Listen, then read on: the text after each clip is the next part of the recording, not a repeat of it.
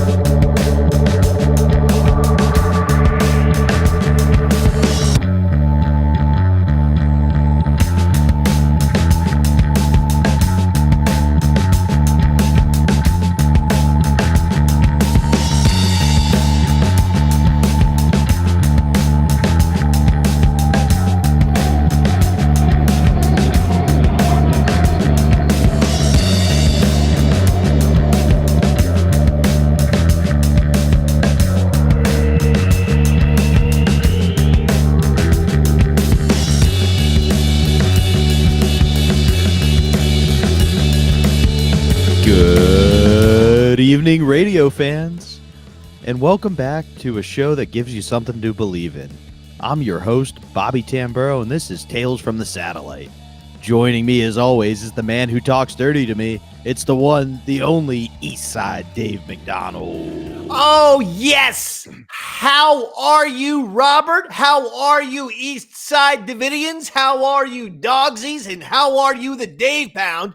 We have a fantastic episode for you today because I listened to it. I listened to the whole thing yesterday because there's always some little fucking asshole on YouTube. Dave needs to sit here and listen to these things. I go, listen, sir, I do as much as humanly possible when your life is currently falling apart as mine is. It's not easy to sit down and listen to a 3-hour radio show from 15 years ago. So I apologize, sir. But this one I was able to listen to because I had some driving to do. Driving someone crazy? Driving people. I've gotten my Uber license. Oh, no. But I had to go through a fucking thing or a test or some shit. I don't know. So I'm not official yet, but I just felt like I'm going to make some spare cash. This would be a nice thing on the side. And I feel like I've gone crazy and I can enter now my official Travis Bickle taxi driver phase. You know, in fact, De Niro himself actually became a cab driver for, I think they said 2 weeks before the movie, just to, get understand what being a taxi driver in mid-70s New York City was all about. The Dave man, I'm very close to buying an army jacket and hunting down a gubernatorial candidate. Okay, well, let's add that to the list of things we probably shouldn't say on YouTube. But what I am saying... No, I like that you're a SoundCloud rapper, but for talk radio, where you're listening to yourself from over a decade ago and just hoping somebody in the back goes, wait a second. Well, you know what's funny? On the episode, and this will tell you how much I listened to it, and I truly listened to every second of it, because on the episode, Ron says... they have a replay of Lene D calling in from the other day. Mm-hmm. And they replay the phone call. And Ron just kind of isn't interested. So he sort of is dismissive of Lene. He's kind of trying to get her off the phone. He's like, okay, anything else? Anything else? Yeah. Anything else? And she's like, yes, I'd like to go to whatever the fuck she's into. And he's like, okay, thanks a lot. Anyway, he's talking about it after he hears the replay. He's like, Jesus Christ, was I lazy there? Yeah. He's like, that was just lazy. I have to admit, it's not that I'm never lazy. But sometimes I go, oh, man, was I too pumped up? Was I too energetic? And again, I don't fake energy. I don't fake enthusiasm. I actually, believe it or not, try to dial it back. That's this fucking pathetic thing about me, because I'm very ADHD. I'm very ADD. I'm very hyper in general. So I actually try to dial it back. And I felt like I was pretty much under control when I listened to that episode until the end, where I started screaming and losing control. It's tough to listen to yourself back on the radio. Weirdly enough, I can rewatch Davey Mac Sports Program or Eastside Dave Show episodes on YouTube. but I don't like listening to myself on the radio. So it is.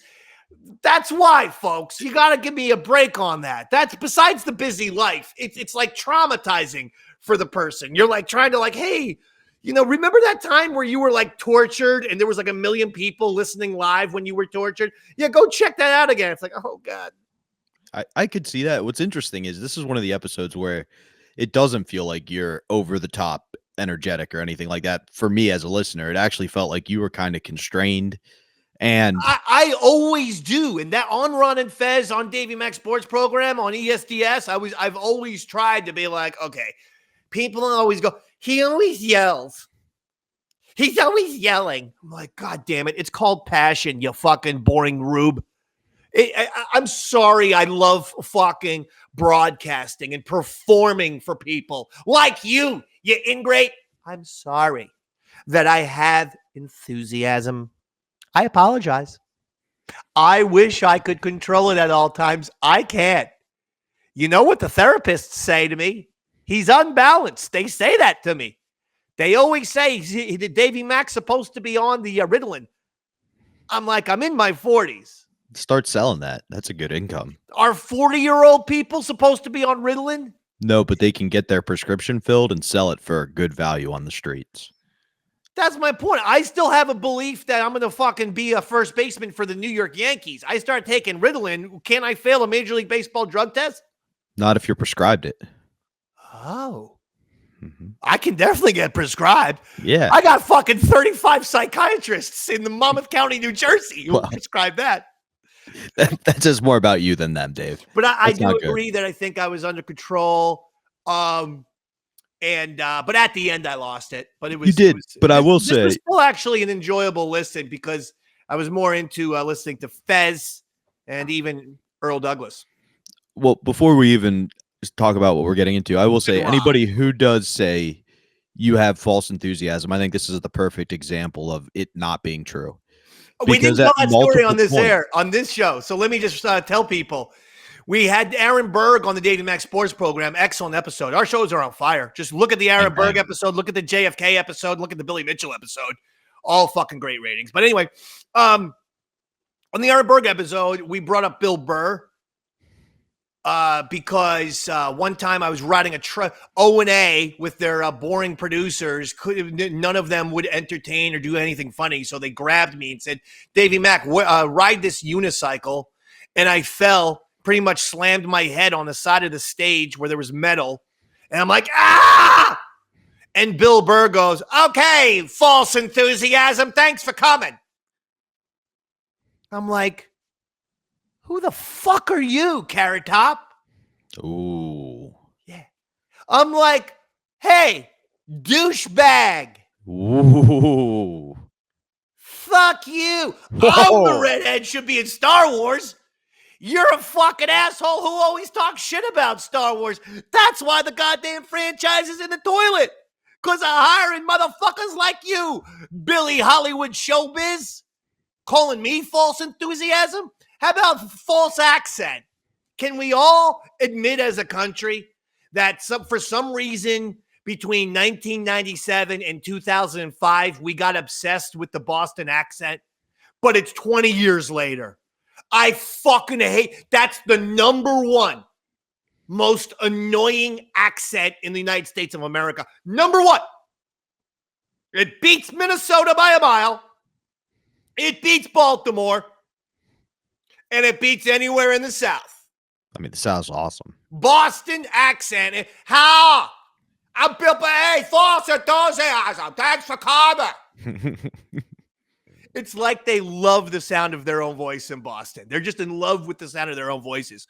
We all fucking hate your accents now in 2025, especially you, Bill Burr. And this isn't a political thing at all. I can give a shit about the political thing. But since everyone is fucking taking shots at Bill Burr, I decided to pile on. But not because of politics, because of a very personal situation. But again, this keeps happening to me. Call him Davey Bill McGraw. Burr. I tell everyone, these guys are fucking lowlifes. It just happens to me before the rest of the country sees it. Louis C.K. acted like a dickhead to me, called me a stupid idiot, but then said Eastside Dave was the basis of his character on his HBO show, Lucky Louie. He's like, I wanted to thinking Eastside Dave inspired me. His stupidity. I'm performing I'm performing on the air. You fucking goddamn ginger cuck. For what it's worth, Norm Macdonald said the best form of comedy was convincing people that a very smart person was very stupid. So you kind of nailed that. Duh. I mean, I had a lot of. Now, sometimes can I mix up a phrase or two? Sure, it happens. Multiple times on this episode alone. I heard it. Gift horse in the mouse and all in the mouth. Actually, that was the one you got right, but then lost faith in once they explained what it meant to you, and you're like, oh, that doesn't apply. But what I was saying is anybody who thinks you have that false enthusiasm or you're being overly excited, at multiple points, Ron goes, Dave, back out of this. Dave, calm down. And you go, fuck that. And no, like if it was fake, you would have backed down and been like, no, I'm good. There were 2 times where I couldn't believe Ron did throw a cowbell at me. Yeah. 2 or 3 times where he's clearly telling me, Dave, you like, this isn't about you. But I can honestly tell you, in some ways, it was, I think we all saw our opportunity to kill Mikey D, because Mikey D had first upset Fez greatly with the famous birthday cake incident at WJFK and making that whole thing a Never disaster. Any slack. The ice cream cake is melting because Mikey D made it awkward and everyone was all upset. And then with me later on, but you know, he fucked up like the night before my wedding. He like arrives unexpected, but at this moment, his daughter, or he had said his daughter did it. She didn't. He did it. He stole my puppet. I believe it was the little Davey puppet. I can go retrieve it in a second. But and then he's, you know, messing with Earl. Yeah, I didn't really care so much that he was messing with Earl, but I was going to use the defense of Earl to attack Mikey. Yeah, no, and I think Fez does the same thing, and to some extent, even Ron manipulates it to keep you guys going. While you grab your puppet, for those of you who don't know what we're talking about, today's episode, we're breaking down the infamous time Mikey D flipped out because Earl was unable to get him as many tickets as he requested to see. It's a fantastic Poison. Rare. It's a fantastic rare look at myself, Fez, and Earl all on the same team. On the same page. Just tagging in for each other. Like, I mean, we decided to do that just because, my God, how many times on Tales from the Satellite are you hearing us battle back and forth? And when you get this kind of thing, I mean, this is akin to NWO. You know, this is akin to Hogan, Hall, and Nash getting together, you know, doing the Wolf Pack, baby, setting the world on fire. But here's the puppet that Dr. Steve gave me that Mikey D stole. Lil Davey's his name. Hi, Little Davey. You can see he looks just like me. In case you can't see, I did try to put an orange mustache and beard on him. You could see it faintly there, but it's kind of come off a little bit. I think I'm going to try to reapply that. I'm going to have to get an orange thing. But Lil Davey was just, you know, a nice little character. Hi, Lil Davey. Hi, Big Davey. How are things? Not very good. Mikey D keeps fucking me in the ass. Oh, okay. No. All right. Get off camera. Lil Davey doesn't like Mikey D either, apparently. Well, I think he meant that literally, that after Mikey stole him, he was actually having sexual intercourse with him. You do at one point pull the ultimate FBI negotiator thing where you're like, just fucking rip his head off, Mikey. I don't care. He took all the power away. I loved it. But yeah, like you said, this is one of the rare occasions, and that's why we chose this topic to actually get into. It just seemed like, as much as we've been talking about the pylons as of late, it was kind of fun to see you, Earl, and Fez all on the same page. It was a fun episode, and it all starts because Earl allegedly said he was going to get Mikey D 4 poison tickets, and they kind of, I guess 2 of them fell through. And so the 4 tickets went to 2, and Mikey D was going to take him, his wife, his daughter, Lene, and Fez. And then it went, so that's where the controversy starts. But by the way, Mikey D's asking for free tickets, by the way. I mean, yeah, let's start there. He didn't win a contest. No, he just didn't. Called up and asked. But before we even get to that, normally when I do this, I try to put myself in the audience's role listening. This time it was kind of fun to put myself in Ron's role because he starts the show like a normal Earl pile-on episode where he brings up the prize closet, he slowly reveals the information, and then as the episode goes on, it's fun to just watch him realize he's the only one against Earl, as everybody who normally can rely on to just shit on Earl's like, no, I think he's right here. I think he's in the right. Like, it's one of the few fun times. I didn't even go to Rod's side, or Fez didn't even go. And no points that Ron made were invalid. All of his points that he made were valid, which is, listen, A, if you promise someone to do something, you should do it. But B, this is true. If we've set aside 4 tickets, you're right. Mikey D didn't win a contest. But nevertheless, if you set aside 4 tickets, okay, like they don't know, A, and B, you could just say, listen, he won them for the years of good service on the Ron and Fez show, okay? That's how he won the ticket. You can't just all of a sudden take 4 tickets away from listeners. No. Like, what? Especially like Ron says, they don't know. For all they know, you were the 9th caller winners that they're taking tickets away from. You won, now you didn't. You cannot do that. That is a shocking thing. I've been in radio for 20 years. Never, ever have I seen that happen. It doesn't happen. People don't call up and say, remember that contest you win? Yeah, we're sorry. You actually don't get to go now. No, like that's good old-fashioned lawsuit shit. But in one of the rarest things I've ever heard on a Ron and Fez episode, even the callers call in to back up Earl about how shitty Poison's management is. Like other concert photographers are calling in to be like, they fucked me over too. Like, yeah, I heard literally one guy, some sort of concert photographer, was like, "Yeah, I'm with Earl. The manager's a bitch." Yeah, like it's the rarest occasion where even the callers, no one's on Ron's side. They're all on fucking Earl's side, which and it sounds like is the most amazing thing. 2006, 2007, somewhere in that era. So, like Poison, well, the main point is it's far from 1988. Poison's heyday. Like the ego of Poison to be in 2006 or 7 to be like, oh, we're gonna have to cut down the amount of VIPs and tickets. You motherfuckers are lucky that anyone wants to see you way past your prime. I think they were doing it literally on purpose so that you did have families of 4 who had to now go buy 2 tickets. Like they'd already made all their plans and now, I guess I'll go just buy them because we didn't sell any tickets.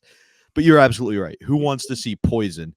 And how, before we even get into this controversy, let's do a bit of the backstory of how you guys even earned the Poison tickets, which is you took an interview with Brett Michaels. With Brett Michaels, which we learned later in the episode, Ron tried to shut down many a time. And Fez actually, in another rarity, goes, I'll carry the interview. And then of all the things you could talk to Brett Michaels about, whether it be Poison, whether it be Rock of Love, whether it be the Poison reunion tour, Fez decided to spend the whole 45-minute interview talking about, do you remember? Diabetes. Like diabetes. And they hit it off apparently. Brett Michaels had the big diabetic stroke or something. Oh man, I forgot about that. Diabetes. And in a rare twist, Fez related with Brett Michaels. They became friends throughout the call. He carries the interview, and at the end, Brett Michaels calls back after the call to go be like, "Hey, I would love to see you when I come do my show in New York." Not, hey, I'd like to give you guys tickets for your fans or anything. He personally invited Fez to the show because Fez hit it off so well with him, which never happens. Yeah, that was Fez and Brett Michaels should have been a fun friendship that could have lasted. Remember, you had the Fez Jay Moore friendship, which was short-lived because Jay Moore turned on Fez for some reason.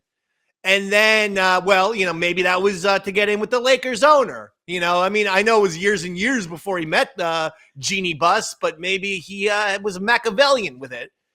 But it could have been Fez and Bret Michaels for sure. That would have been the greatest duo of all time. Rock That of was Love, fun. where Bret Michaels is finding Fez love. Talk about a real life odd couple. Holy shit. That's fucking Oscar and Felix, you know, in real life. Yeah, that would have been a great dynamic duo. So we flash forward. At that point, Earl says he got the tickets. He reached out and was like, hey, because Mikey D called in and was like, I love Poison. I've spent my whole life trying to look like a lesbian, Bret Michaels, whatever, you know, his normal By shit. the way, in case you're listening on audio only, I've put the thumbnail as myself and Mikey D when we saw each other at FezCon a couple years ago. Oh, I was hoping he was out of the picture before I started talking shit.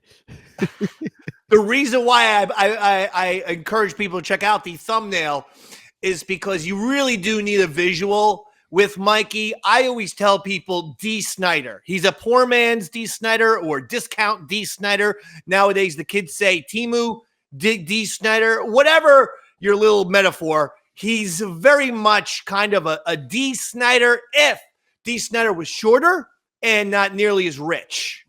But it's the same blonde, frizzy. I'm trying to grow long hair, but it's just kind of more poofy and afro-ish almost in a way. It's like that. It goes out to the side. Not, you know, it's not a good long hair, like Robert Plant, long blonde hair. It's kind of more of that helmet thing. That's what Mikey D has, the big blonde perm. It almost looks like he got like his hair permed in 1988. Again with the 88. Now I'm doing 1988 references. My favorite part is you keep saying it like it was a whole year Poison was on top. It was like a 6-month period of that year where people gave a shit about them. Talk dirty to me. Every rose has a thorn. I only know that. Talk dirty to me because it was Real Big Fish covered it. Every rose has its thorn was in a Scrubs episode. Like the only reason I know about Poison is because TV ripped it off. You're like, talking about Real Big Fish as if they're in some class above Poison. Let me tell you, they're both a bunch of losers. We'll put on beer and give me something to believe in and see what people jam to. They're both a bunch of great adventure bands. Okay, buddy? Real Big Fish and Poison should be on the same fucking bill. I would go see them at Great Adventure. That sounds like a fucking great day for me, to be honest. 2 great bands, a fun day at an amusement park. What more could you want? Hey, I gotta be honest. Everyone always shits on stuff like that. I saw wrestling at Great Adventure. It was the fucking greatest. It was one of the best wrestling events I'd ever been to. Like Mick Foley, Jerry Lawler were there, but it was also cool. Like they had like this little amphitheater. Amphitheater. Amphitheater. Yeah. All of a sudden, the word didn't sound normal. Amphitheater, and I was like, this fucking shit is awesome, man. So yeah, I'd probably see that too. One of my favorite things to do in the summertime is when there's a concert at Hershey Park Stadium. You can go to Hershey Park and ride the rides and hear the concert and then look in as you're going up on the roller coasters, and it's the same experience. And then who plays, like Casey and the Sunshine Band, right? Plays like Hershey Park. Yeah, occasionally you get like the Dave Matthews will be there. Matthews? Train was our big hit one summer. You know what happened? Dave Matthews was as big as the fucking Beatles in like the year 2000. Yeah. Seemed like it was never going to end. And it's like the last 15 years, the guy is on a milk carton. Well, you know what happened with the whole bus in Chicago, don't you? No. So Dave Matthews Band's bus leaked their sewage when they were going over a graded bridge in Chicago. And as they were doing that, a tourist boat was going underneath like a sightseeing tour, and they just got doused in like 2 tons of Dave Matthews Band shit. And it really led to some bad PR. Did they do that on purpose? They say no, but yes, they absolutely did that on purpose. They just didn't realize there was going to be a boat underneath. You guys aren't Guns N' Roses. You're not the Sex Pistols. That is not a Dave Matthews Band move. You play nice, you know. He wakes up in music. the morning. Yeah, nice. The ants go marching on. That type of beep, beep, beep, beep, beep, beep, beep. Anyway, crash into me. The only thing I think of with Dave Matthews is Bros Before Hoes, the sketches I did with Chris Pepper Stanley where we used the Dave Matthews song. I forget. I think that's Ants Go Marching On, but I don't know. That is Ants Marching, yeah. But the only thing I used to abuse a buddy of mine in high school. It was his favorite band. He was one of those guys, oh, they're the best. And I abused him and was like, they suck. And then one summer I got to be the DD. And that just meant I got very high and was like, oh, I get Dave Matthews Band now. You just have to be very, very high. Yeah, but it's almost too high. Like, not a fun high. Heroin. Like, I could smoke pot and enjoy Floyd. I smoke pot and listen to Dave Matthews. I'm falling asleep within 3 minutes. I'm sorry. Yeah, you got to be zonked out. And that almost sounds like a verse from Give Me Something to Believe In, which is the band Poison, which we were talking about all those minutes ago. So I think at this point, what we're going to do is we're going to play some of the audio so the audience knows what we're talking about. And then we'll be right back to discuss the next part of Mikey D and his Poison tickets. Zero Fez, 866 Ron Zero Fez. Now, Fez, speaking of this prize closet of ours, how many months now have we heard that you and Mikey D and his wife and his child want to go to Poison? Oh, Mikey D's been bringing this up since April when Brett Michaels was on our show. What is it now? It is now mid-August. Mid-August. And when is the show? Is it this week? Is it Friday? It's tonight. It's tonight. I get an email last night from Mikey, and we've told Earl, get the tickets, take care of this, 4 tickets, make sure it's done, blah, blah, blah. I get an email last night from Mikey's wife that Earl has let her know that these tickets that he's promised since April have now not come through. Earl, is that the story? I got an email late last night. Well, not late last night, about 6:45 last night from their PR people that they had to cut back on for guest list tickets for the show. And they wanted to cut it down. They had to cut our number of tickets down from 4 to 2. And how can they do that when we have listeners? Well, they explained that they were doing this across the board. This came from management. It doesn't matter. You can't take something away from people once you've given it to them. And I spent 3 hours on the phone trying to get a hold of people, trying to basically explain that. It was like, hey, we got 4 people ready to go, and now you're telling me that there's only 2 tickets. And then it was my understanding that, Fez did not want to go. And I was like, hey, can we at least get the 3 tickets? Perfect. So we can get the 3 tickets. That sounds good. And that's what I've been fighting for. I'm still fighting for that. And I called Mikey.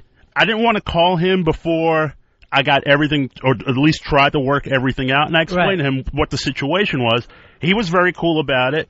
And then about an hour later, I get that email from Mikey's wife. And I'm like, where's this coming from? I mean, it was crazy talk. And I explained to her. I don't see it as crazy talk, Earl. They thought they were going to something. And then the night before, you or the record company is saying, no, what we promised you can't work out. That's not the way the deal works. No, and I understand that. And I explained to them that I'm still fighting for this. The first thing I said to Mikey when I called him about it was, he was like, hey, how you doing? I'm like, I'm not happy right now. I was I was upset because suddenly this thing went from, everything was fine, everything is cool, to everything is not cool. And I spent most of the evening trying to straighten this thing out, and I'm still trying to straighten it out. I explained to them that I'm going to work the situation out, and if worst case scenario, I'll pay out of pocket for tickets and make sure this thing happens. Well, she wrote to me that they're ready to pay out of pocket. Because I guess the baby's all upset that she's not going or something, I don't know. But why wouldn't you let Fez and I know any of this stuff was going down? Well, again, I didn't find out until almost 6:45, and then the second I got that email, I was on the phone, I'm emailing people. But are we now to understand the Poison is so big after all this time? They're back in a big, big way? I'm as confused as anybody, like, how did this happen? Because it went from, I got an email as early as May that said, 4 tickets, no problem. And I'm like, great. And then last Friday, 4 tickets, no problem. I called yesterday just to get a written confirmation again, and I didn't get anything. And then at 6:45, Eastern time, I get this email that they were cutting back everyone. I've never fucking heard about this in my life. I've been in radio my whole adult life. a record company promises you tickets, you give them out to listeners, that has to be, It has to be honored. That has to be honored. I've never heard of it not honored. Yeah, and again, something that I'm not at fault or arguing about. I'm still fighting. It's like, hey, we made this commitment. We at least honor that commitment, or at least most of that commitment, because again, Fez did not want to go. So Mikey and Helen don't. Now Fez can't go? I don't want to go. That's fine with me. That's the good news in this. I will put my foot down until you're going, Fez. Please do not. So, was Mikey cool when you talked to him? He was very cool when I haven't even talked to Mikey. I got a really upset email from Helen late last night. I wrote back to her, I'll be on this first thing in the morning, because I hadn't even heard about it. And again, I spent most of yesterday evening trying to work this thing out, because I didn't want to call them and say, this is definitely not happening, and then I get a call back and it was happening. Let me ask you something, Earl. And why doesn't this happen with anyone else but Mikey? Why am I constantly in a situation with Mikey D and his family that there's some kind of confusion? I understand it happened with anybody else. Honestly, I really don't know. I mean, this is just... Because they're starting to feel like it's on purpose. That's what I don't understand. How Mikey's cool with Earl saying, I'm going to try to work this out, I'm going to fix it, and then you get a really upset email from Helen. At the same time, it's because I didn't know. If I would have heard, too, I would have been able to tell Helen, don't worry about a thing, blah, blah, blah. But I had no idea any of it was going down. Nobody let me know. Again, I spent most of the evening trying to work the situation out. And by the time Mikey got that call, I had exhausted every possibility. But it's now taken care of. I understand that. I mean, But you got him a pair of tickets, right? Yes. But there's 3 of them. But there's 3 of them. I know there's 3 of them, but at least you came up with a pair of tickets for them. Yeah, but what are you going to say? All right, the whole family's going somewhere. Oh, but not so fast, you. You get back in bed. You can't do that, Fez, as a parent. Well, I understand that. Go out of pocket and get one more ticket. And where did she sit? On the other side of the fucking stadium? Well, first of all, I don't understand this thing of, the baby's upset that she can't go to Poison. What little girl wants to go to Poison anyway, that's her lifelong dream? Every family is a little different with what their musical tastes are. So this whole playing the card again, that the baby's upset, that the little 9-year-old girl's upset? Yeah. See, I don't go along with that whatsoever. There's no kid upset that they're not going to Poison. This kid is. You heard she called yesterday. She was threatening. Oh, yeah, threatening. That was such a rehearsed phone call. I swear, that so reminded me of the Mikey D that got me so pissed at him over a year ago, where it's like, I'm going to have the daughter call in and act upset and try to put a guilt trip on Fez. And now it's happening with Earl, too. All right, I see this whole thing happen. She wants to go to Poison as much as she wants to be a radio host. That's her dream. All right, now you've taken it into 2 different places. Now, I bet we're up to 3. The point is this. We promised our friends tickets. We promised them 3 tickets. And we're only providing 2. Yeah, we promised them 4 tickets. I mean, I went as far as 4. Well, Fez doesn't want to go. But, yeah, I understand. So you're down to 3 there, automatically. And then my last request to the Poison camp was basically, hey, look, I understand that you have to cut the list down, but can you at least make it 3, because it's a package deal with them. It's 3 people. It's right, a family. It's a family day out. It's a family and of Fez, 3. when a family is going out, you can't say, okay, part of the family's not going. Believe me, my parents used to do that, and to this day, I'm still a little bitter. I understand what was promised. Yeah. I totally understand that, and that should be honored by the record company, by Poison, whoever, the promoter. And us. Yeah, but this was a favor Earl was doing. Mikey didn't win any sort of contest or anything. Earl was trying to do Mikey a favor, and he could only get 2 tickets, it turns out. Now he's pissed. Now he's pissed at Earl, who tried to do him a favor. All right, I see that point of it. I don't know if anybody should be pissed, but at the same time, we should be working to settle this. I mean, that's what I'm more upset at, the fact that that somehow it's my fault. I'm like, I did everything by the book. I made the request early. I made it often. I got a written confirmation. I called them more than one time to get that confirmation. and then they pulled the rug out on me, and then somehow it's my fault. I just don't like the fact that Earl calls them to explain the situation, which is bad. I understand that. Mikey's cool with him on the phone, then immediately Helen starts firing off upset emails at Ronnie. So, cool to Earl's face, then tries to, instead of working with him and trying to get this thing settled, goes to Ronnie. I gotta tell the truth, I'm glad I heard about it, though.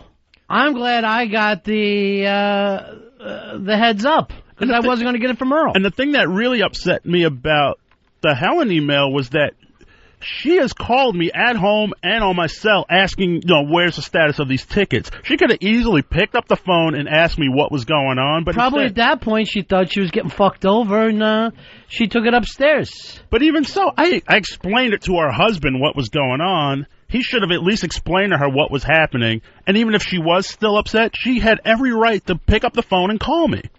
Or you could have called her. But again, when I called Mikey, he was very cool. He goes, "I know, I'll explain everything. Everything's cool." I was like, it sucks, and I was upset about it. And I said, I'm working very hard to make the situation better.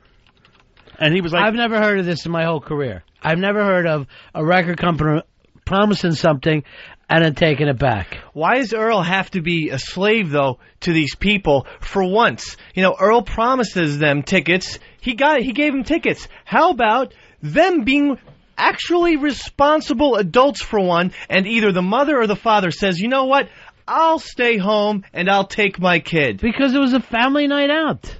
How can you stay home and take your kid? You're going to have a million chances to see Poison. Earl got him the tickets. That's a great job. 2 tickets. Enough said. Stay home, Mikey. Let the girls have a girls' night out. Mikey loves Poison. Let Helen go see him when they're playing Great Adventure. You could in go. 2 weeks. Mikey and Lene could go, and it would still be girls' night out. You know what? That's the fucking uncalled. The guy works like a slave. Who? Earl. Do me a favor. Don't use the word slave anymore. It's a bad fucking connotation. But he works like a dog to get these tickets. That's better. And by the way, he didn't get the tickets. Why you're acting like Earl should get a gold medal? He didn't get them. Shit happens. That's a phrase that that the D family should get to understand more. And Earl's tried to get a lot of us tickets. Sometimes he's able to come through. Sometimes he's not. We don't get pissed off. That's you don't true. see me going, "Oh, Earl, you didn't get me my Radiohead tickets 3 weeks ago. Yeah, I'm that never is true. speaking to you again for the rest of my life." And Earl has worked on this since April. And there's no thank you whatsoever for even trying. I'm sure if he would have gotten the tickets, there would have been a thank you. But this, he didn't get them after saying he did. Now, here's what you guys don't understand. The show was tonight.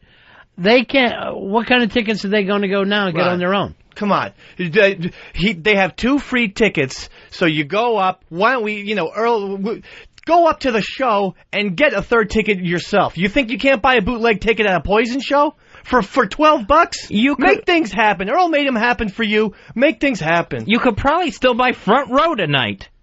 Where does that come from? See? Now, that's a shot of Poison. It's true. I don't understand where Poison fucking gets off with this. And I know it's not the band Poison. It's the record company. yeah, it was, I got this from... Earl, are you taking this laying down, or do you make that fucking threat that you can't back up, that we're pulling every fucking Poison thing, anything from the record company off of XM? I should be getting a call later from Elo going, who is Earl to use our names making threats? That's what you do when you're a producer, Earl. And again, I spent the rest of that yesterday evening trying to make this better. Trying doesn't help. Trying to You straighten got this to thing do. out. Nobody sits around and worry. If it was easy, right, if you would have got them in 2 seconds, we would have gave you just as much credit as if it took 5 months. I had the feeling that if Earl came through with front row tickets, backstage passes, limo ride, everything else, there would be something else to complain about. But there's no respect, and I understand why they never respect anyone except for perhaps Ron Fez. Their emails to you are beautiful. Yes, they're our worth- friends. How about giving some respect to Earl, who's trying to do things for you at least? That's exactly it. They're friends. So why is Earl expected to be their personal ticket broker and their employee?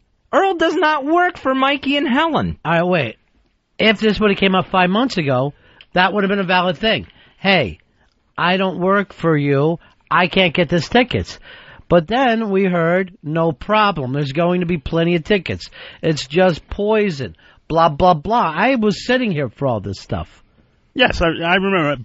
We had Brett on the air.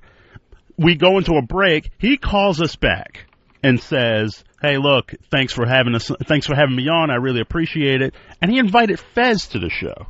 Let's make that clear. He invited Fez to the show, or it basically invited all of us from the show to I know, attend. he wanted to meet us or whatever, I don't know. Yeah, man, but Because him and Fez are diabetes girlfriends. yes. Let's check our blood sugar together. And I thought that was pretty cool. You obviously didn't want to go. Dave didn't want to go. I couldn't go. Well, I'm going to tell you right now, if they were playing out in front of my house, I wouldn't look out the fucking window. But that's me. I'm different. Matter of fact, I'd be calling the police with a fucking noise complaint. And they invited us, and again, I made it happen. And then when Mikey asked if we could use the tickets, I was like, sure. I mean, people here asking for tickets all the time. All right, that's what started this nightmare? Yes. The poison interview? What'd I tell you, Fez, before we even did it? Don't. Yes. I was on the big fucking no for that. From the word go. But the also thing is... Then when you were talking to him, I was staring at the ceiling. I said, trust me, I'm going to run with the diabetes angle. Actually, when you were interviewing him, I was actually leaning back on my chair, fantasizing about a Cinderella show. That's how bored I was. I was wondering what Kicks are up to. Cinderella's I just found out. Oh, are they? Fuck, any other band. I should have picked out any other band. I found out I didn't know this ticket thing was going on till today when we started talking about it. But I was ticked off yesterday with that phone call from Lene. She's just a little girl. That very rude phone call that she was put up to making. I mean, that was... Earl, do you have that thing? Yes, we do. Play that from yesterday.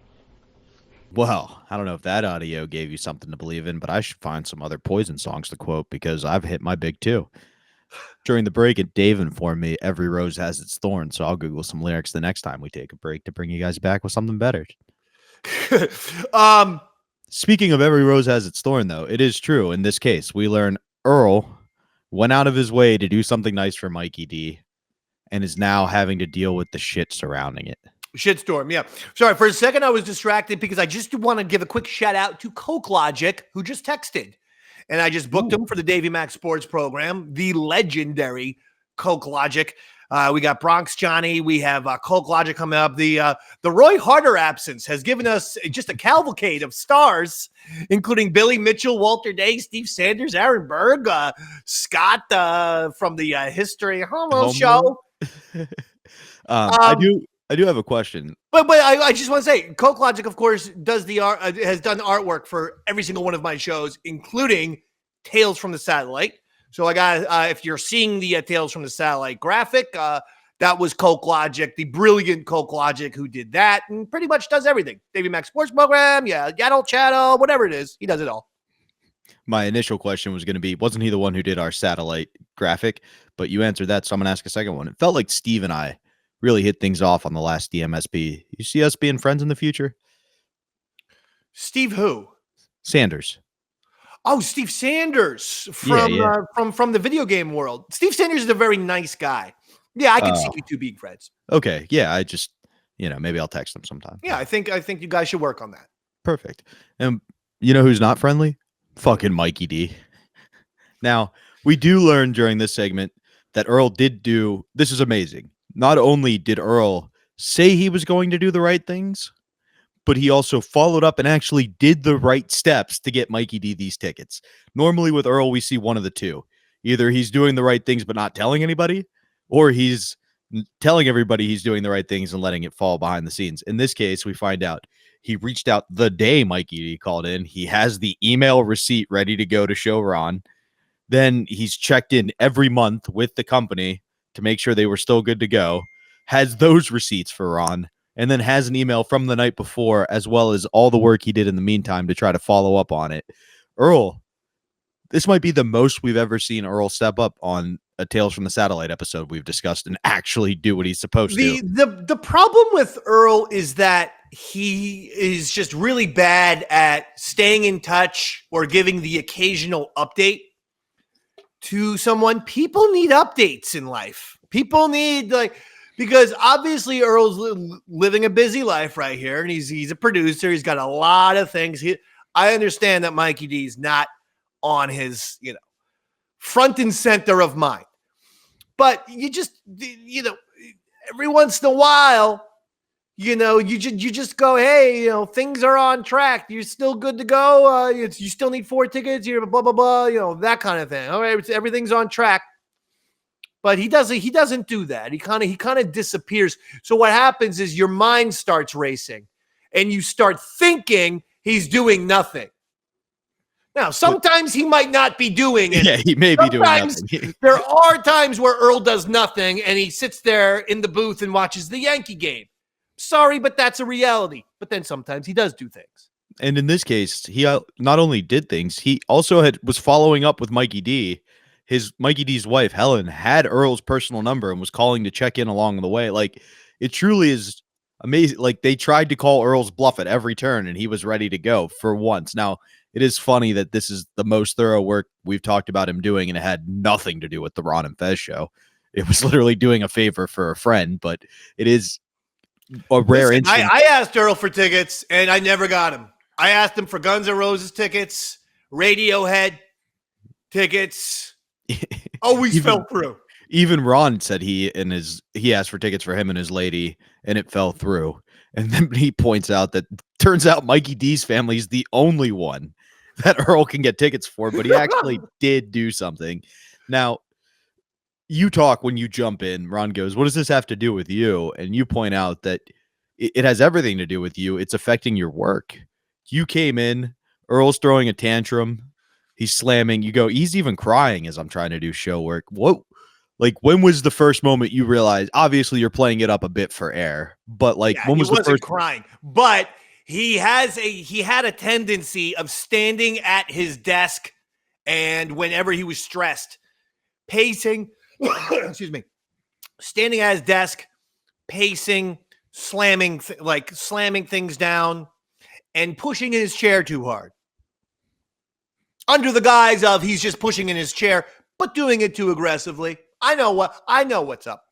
And so definitely had that.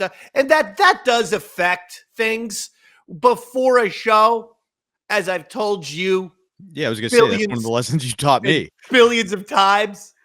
Don't stress out people before a show. The vibe should be cheerful, happy. We're all having fun. We're good. We're positive. We're going to get out there and we're going to rock and roll, Daddy. and you think about it. If you're a band, you don't want the fucking bad mojo. If you're a fucking sports team, you don't want the fucking stress. That's not going to help you. No, so you want to be feeling good. And then he's pacing around, hitting the desk, pushing the chair in too hard. It affects everyone else. Then the intern's like, I'm like, no, it's just, he's fine. He's fine. Just everyone go about your business. That is one of the lessons you taught me, even aside from today's potentially any incidents. But when we were setting up at the dojo, I'd be like, oh, I'm just locked in. You're like, yeah, but when you're locked in, it feels almost alienating to everybody around. You are exactly, something I didn't get. Exactly like Earl sometimes when you were at the dojo. At the dojo, Which is what Roy and I said. Roy is kind. He goes, man, Robert really brings a weird vibe to the show before it begins. That's as insulting a Roy as the kindly old Roy Harder's ever going to get. But he was basically throwing you under the bus because one thing wouldn't work. A microphone wouldn't work. And here's what Robert would do. God damn it! And it's like, you're the host. You're trying to have I'm trying to have little comedy and fun in my head. And I'm just hearing fuck. And it's like, oh God. It's like being in One Flew Over the Cuckoo's Nest. You're just trying to concentrate on the imaginary Yankee game. And you have some freakazoid screaming in the corner there's termites everywhere. And you're that you guy. need a water fountain thrown through the window. Who are you going to call? This guy. I guess I'll call you. I don't know. I just want to be Big Chief. I mean, you may be as strong as Chief. You've been working out. Close. Not even close. But angry, I can get as angry as Chief. Anyway, no, but you're absolutely right. So when you sense that, I'm guessing most of the time it's stay out of the way or investigate so you can then make the show about whatever was irritating Earl. I would 100% ask him so that I could reveal it all on the air. And I would do it out of concern. I would be a complete fucking weasel and be like, is everything okay, buddy? No, the fucking shit. I'm just like writing it down like, yeah, keep telling me more. And then be like, hey, oh, Rod, this guy is fucking losing his shit. You have no idea. He's fucking this and that. Anyway, but it did, Earl freaking out didn't bother me, but I can tell you it bothered other people. It bothers the interns, even like O&A people would be like, is Earl okay? I'm like, guys, this is fucking Earl before his show. Okay, Earl before his show is usually stressed out, but this was more stressed than usual, you know? But yeah. So you hear that he's stressed, you ask him why, and in this instance, you find out it's Mikey D, and you're on his side. So how does that shift your mindset for once? Because Mikey D had stolen my puppet. It's as simple as that. I mean, you hear it in this episode. Between Mikey D and Hosp, you know, Hosp with such a, you know, I'm Hosp, the gay Sean Connery. Hello, everyone. I'm Hosp. Look at me. I'm 300 pounds and yet have a 1/4-inch dick. Hosp. World's smallest penis. Hosp. The gay Sean Connery. Hosp taking a stray bullet for fucking no reason on this episode. He stole a puppet. I love it. No, he stole a puppet. That's why. I know. Will Hosp and Mikey D said the same things. Dave never has a payoff. Me? The guy who had Ichiban branded on his ass, the guy who's had whack, the guy who's been hospitalized twice. You had an episode of a TV show about one of your payoffs. It was so bad. I'm the king of payoffs. No one gives bigger and better and more payoffs than me. What the fuck are you talking about? And the ironic thing about Hosp and Mikey D is both of those guys. Hosp stole Roberto the puppet, and Mikey D stole little Davey. And neither guy had a payoff. Neither guy had an ending to their fucking stupid bit, which was not a bit to me. It was just clearly theft. It's like, I'm so uncreative. What can I'll just steal Dave's fucking possessions? Yeah, even if it had a payoff, you'd be frustrated. But if it was good content for the show, I know neither you well one enough did. to say, yeah, Hop neither didn't did. have a payoff, and Mikey D didn't have a payoff, and now you've actually stolen a fucking character that I'm doing for the air, assholes. I'm performing with these stupid ass puppets. So now you've taken something off of the Ron and Fez show. I mean, could you have done both puppets on radio without the physical puppet? No! I cannot. I'm not a good ventriloquist. Look at this. Here's me doing with my hand. Hi, little Davey. Hi, big. See? It doesn't work. No, it's too hard. I'm like a method actor, but if I go, hi, little Davey. Hi, big Davey. Oh, man, that's perfect. How are you doing today? I'm feeling a little down. And so what's your favorite book, little Davey? Little Women. Little Women, Robert. Sorry, there was a delay. That was good. There was a little delay, little Davey. You motherfucker, Robert. Let me tell you something, you stupid motherfucker. I know these jokes are horrible. That's why I need either a laugh sound effect or your stupid face to laugh at them. Good. That's good, Robert. That's really good. Give me more laugh. That's good, Robert. Little Davey. Anything? What are you laughing at now? No, I'm laughing at Dave, not with him, little Davey. You motherfucker! Okay. You watch your step, Robert. You just watch your fucking step, buddy. As for you, Mikey D, I'm gonna find you someday. Don't think I forgot about what you did. to me and my asshole. Oh no. I'm gonna get you, Mikey, if it's the last fucking thing I do. You laughed at that, huh? I like that. That was That good. was a threat. That you got into the natural born killers. You're laughing at the violent threat. I would enjoy seeing little Davey get his revenge. We find out Roberto, later. You know, Roberto died. I didn't know Roberto died. A wrestler destroyed him at the Big Ass Bash. That was another fucking classless move. These fucking wrestlers, you know, when I had to take on the fake Midnight Rider in a tag team match at the Big Ass, have we done that? Not yet. Jesus Christ. Circle that. Why are we not doing the Big Ass Bash? We have video of that shit. We were gonna lead up to it and do a bunch more rides. Let's not lead up. Let's do it, Daddy. Let's right, we'll do talk that about shit big. But let me say something here. If you don't touch other people's possessions and property and just feel like you can do whatever you want with it. Mikey, Hosp, and the wrestler who just decided to fucking smash little Davey's head into a million pieces. The fuck is the matter with you, man? That's my fucking gimmick, you moron.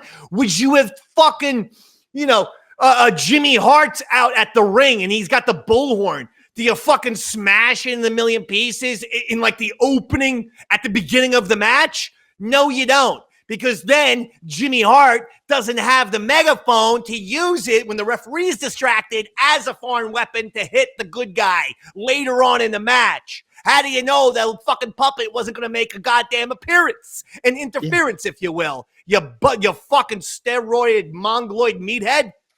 Yeah, would you kill Jake the Snake before the match? No. Damien is his snake's name. Okay, well, I don't know wrestling like you. Jake the Snake was the wrestler, and Damien is the snake. Let me try again. Would you cut Owen Hart's safety cables, which is coming down from the rafters? I like the Damien thing. The Owen Hart thing, just too much. Way too much. So we get like... Truth. It would be like chopping Damien's head off at the very beginning of the match, and then Jake's going, well, great. I don't got my goddamn snake. What's Andre the Giant supposed to be afraid of now? So we learn why you're mad.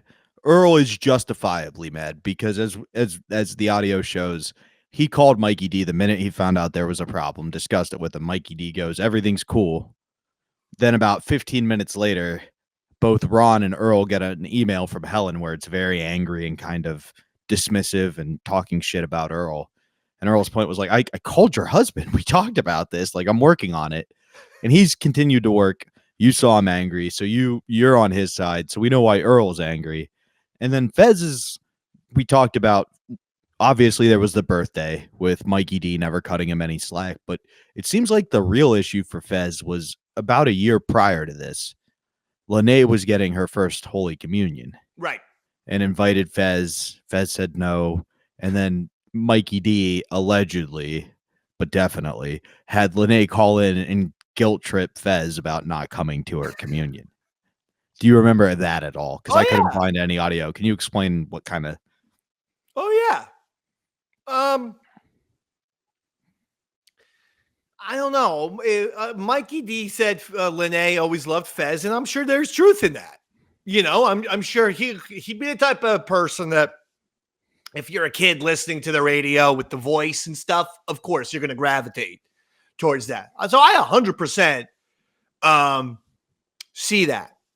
You know what I would do as a parent of myself? If my kids, say, demanded Fez or Ron to be at their christening or something, I'd say they're busy. Busy people. And they're your actual friends.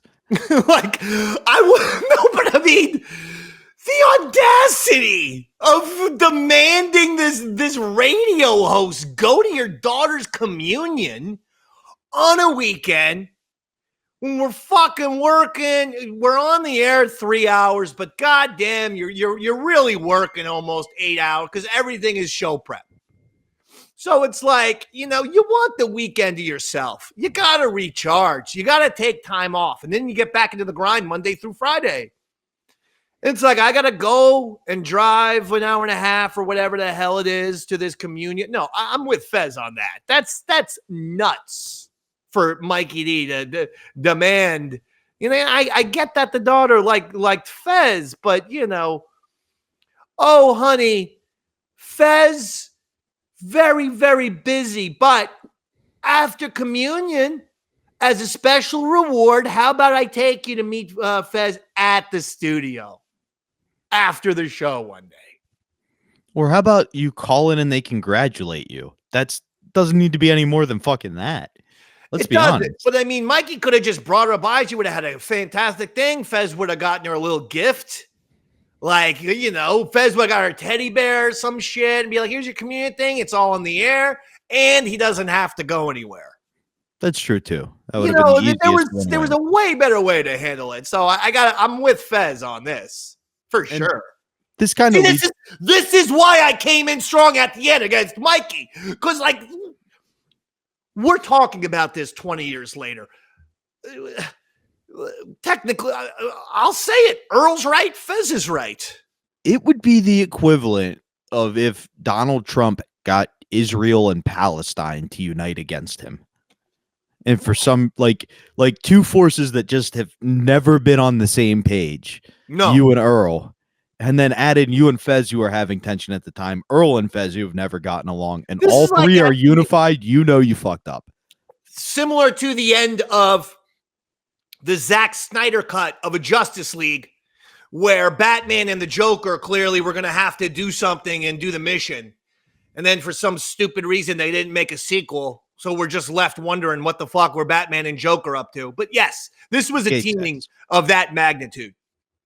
I thought that was the end, kind of like, where the hero gets the girl and they look lovingly into each other's eyes and you're like, oh, he's getting something tonight. I thought that's what was going on in that scene. I wish they had made honestly a sequel to that, because I actually am a big fan of the Zack Snyder cut of that movie. And then now it's like, sometimes I rewatch it and it's just like, why did I invest 4 hours when now I can't even see what's going to happen from here? No, and anyway. Suicide Squad got a sequel. But anyway, that's not. Anyway. So that's why Fez is frustrated. And before we take our next break, which is going to play the audio from Lene's call, I got to ask it at this point. Like, it feels like the running feeling from both Fez, you, and Earl, I guess all three of you, is that Lene's enthusiasm for the Ron and Fez show and for certain topics may be more pushed from her dad rather than just Lene on her own.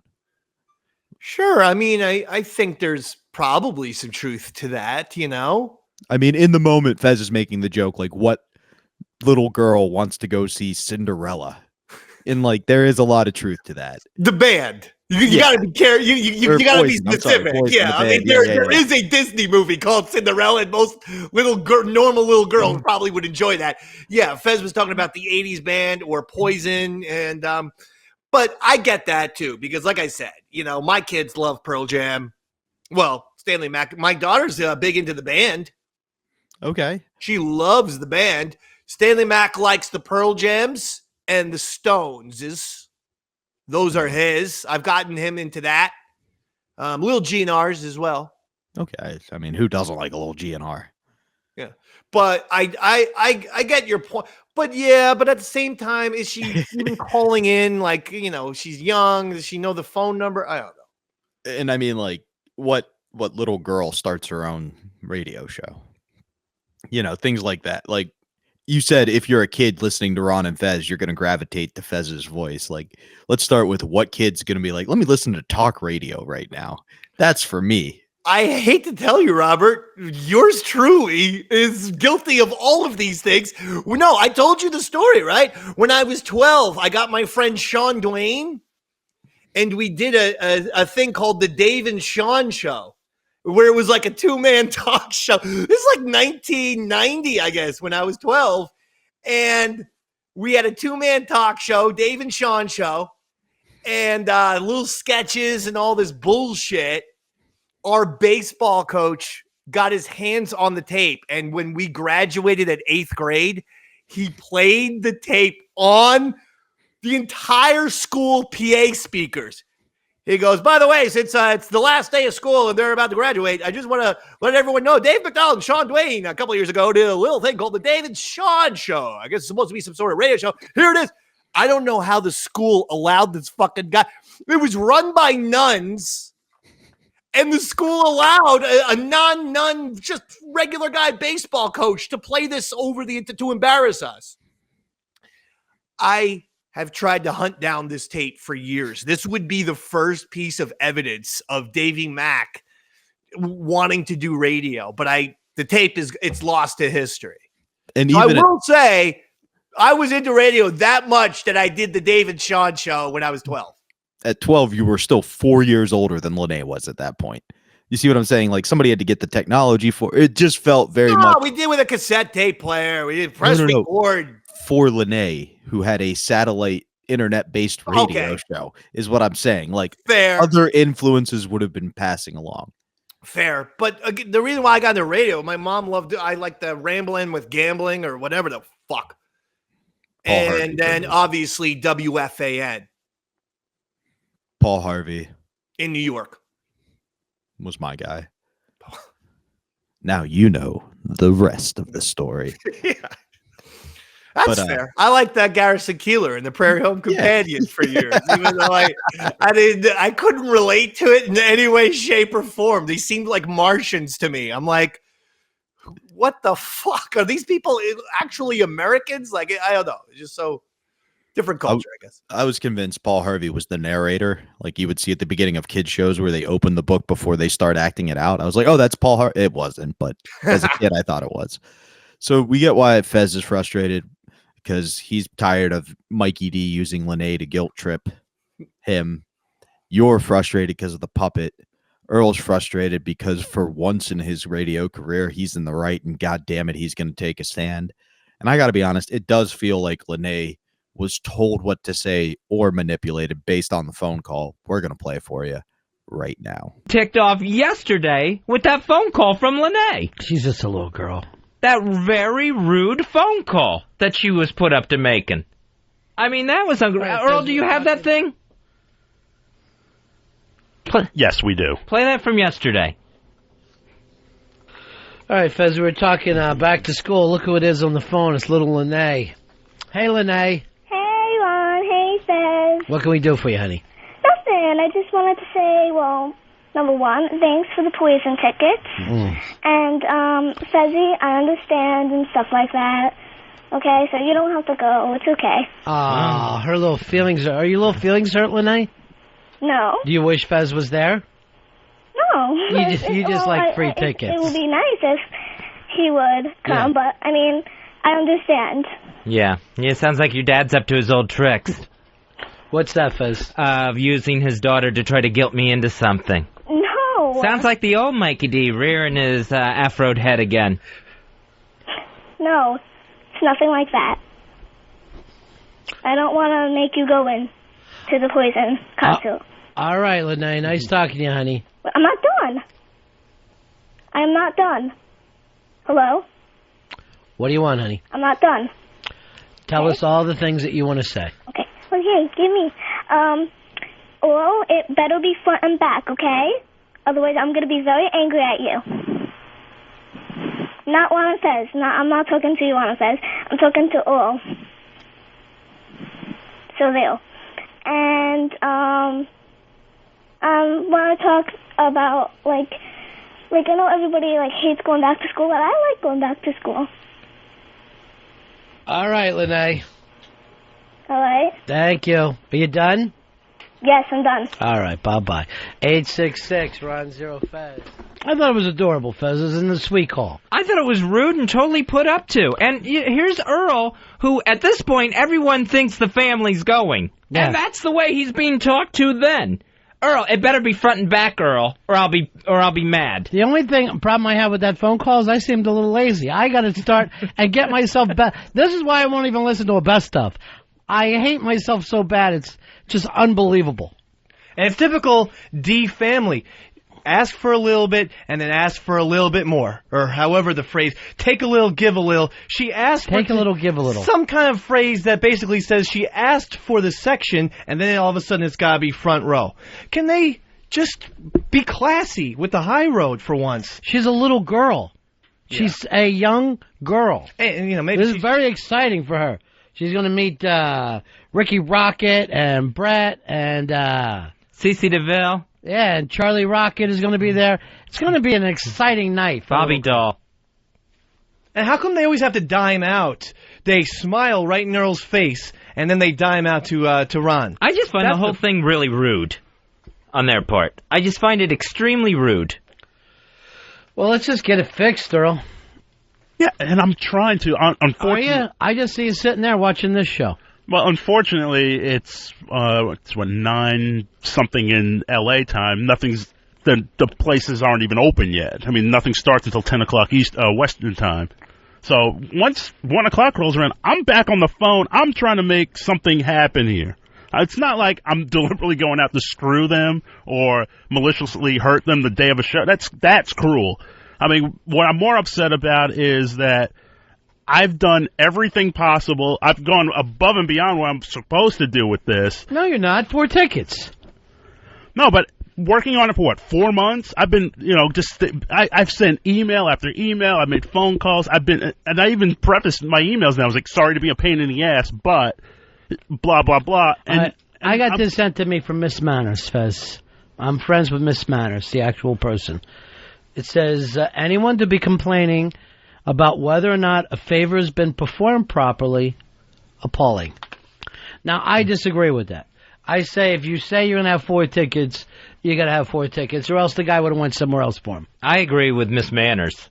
I find it completely appalling. Don't look a gift horse in the mouth. Isn't that one of the old phrases of all time? Yeah, that one you're right about. Okay. What does it mean, though? It means you've been given something, take it with gratitude. Don't just look at it in the mouth. No, I mean, don't take things for granted. Here's what it meant, you idiot. If someone's giving you a horse, don't start checking its teeth to see what kind of health it's in. Just take the horse nicely. Well, I don't see how that applies to this. It doesn't. It doesn't at all. Here's the fucking problem. 4 tickets. They'll take 3. Earl's providing 2. That's the problem. It's created a problem more than anything else. Mark, you're on Run Fez. Yeah, I agree with Fezzy and Dave. Fuck Mikey D, that fucking scumbag. He got free shit and he's fucking complaining. He's a fucking albino, Greek, blonde, afro-having queer who should stay home and fucking jerk off to Bret Michaels. Fuck him. All right, I'm not going to sit around listening to that kind of stuff. I second that, Mark. That's crazy talk. You know, and always putting Lene up to the thing. He always puts Lene. It's always Lene who's doing things. Lene wants to go see Poison. I do not. What little girl doesn't? You're absolutely right. No little girl wants to. No girl wants to go see Poison. It's little girls, they like Hello Kitty. They want to go see, boy bands or whatever. They don't want to go see hair bands from the 80s. Some do. It's never Mikey D, though, is it? It's never Mikey D takes a puppet. It's a little girl. Hector, you're on Run Fez. Hey, fellas. How about a new policy, man? If the tickets ain't for Ron or Fez, everyone gets their own damn tickets. Yeah. Cause a lot of problems. Well, my chick wanted to go to some show, and I checked with Earl about it, and he couldn't pull it off. I mean, it happens sometimes. That's right. It's happened Did you send yourself off a furious email? No, I didn't. Earl's 0 for 3 for me. But I'm not going to hold it against him. I still love him. And I know that he works hard and diligently to get the ticket. This is the first time I've seen you and Earl on the same side of anything. Look, when it comes to Mikey D, Earl and I will always be united against that villain. But besides that, Earl's in the right here. He did a favor for the guy. He got him tickets. Hey, Scott, you're on Run Fez. Hey, how you doing? Hey, Earl, I'm calling for Earl. This is Scott from Behind the Barricade. How you doing? How you doing, bro? Doing all right, man. You know what? Let me tell you something. I photographed Poison twice this year, and because I'm a concert photographer, in case you, Ron and Fez didn't know. Anyways, I had to fight tooth and nail with Poison's publicist. She can be quite the bitch. But you know what, though? After I hemmed and hawed with her and we basically argued, hashed it out, I did get my photo passes, and in fact, I'm photographing them again on the 25th down in Birmingham, Alabama. But Earl, I just sent you over an email of all the contacts that I have in the poison camp. I don't know if it'll help you out or if not. Hopefully it does. But good luck, though. All right, thank you very much, bud. No problem. Bye. So get him some Alabama tickets. All right, just so Poison knows, they got this fucking reputation now. For me, you can't go promising people tickets and then pull it back. I've never had it happen. I mean, what if this was for ninth call winners? What do? I know you think you won, but you didn't? No, you know who'd be legally responsible? Us. You can't tell people you got something and you don't. Well, yeah, I mean, if that was the legal agreement here, and yes, I believe that Poison should totally honor their commitment to this. That pisses me off, too, that they try to pull that crap. But, you know, Mikey D. Earl, I hope you learn this lesson. The next time Mikey asks for something, please, God in heaven, say right up front, you can't do it. You can't pull it off. You don't know who to call. That it can't be done. Matter of fact, anytime I ask you for something, say the same thing. If I ask you for water, I want you to make that statement that Fez made up for you. Because that's... Instead of acting like, yes, we're going to have quality here, let's fucking play it down like you can't do a damn thing, Earl. No, and again, when people on the staff ask me for things all the time, and I always try very hard to make it happen, I always make the best effort. And if it can't I know you got those tickets for Thing 3 the other night. Yes, perfect example. And I explained to her how it could happen, how one way it could go one way, it can go the other way. And she was cool with it. This is the first time I've ever had my balls busted about a ticket request. Chris, you're on Fez. Hey, I just wanted to welcome back Crybaby Fez. I don't know what you're talking about. I'm not crying. I don't have to go, and I don't want to go.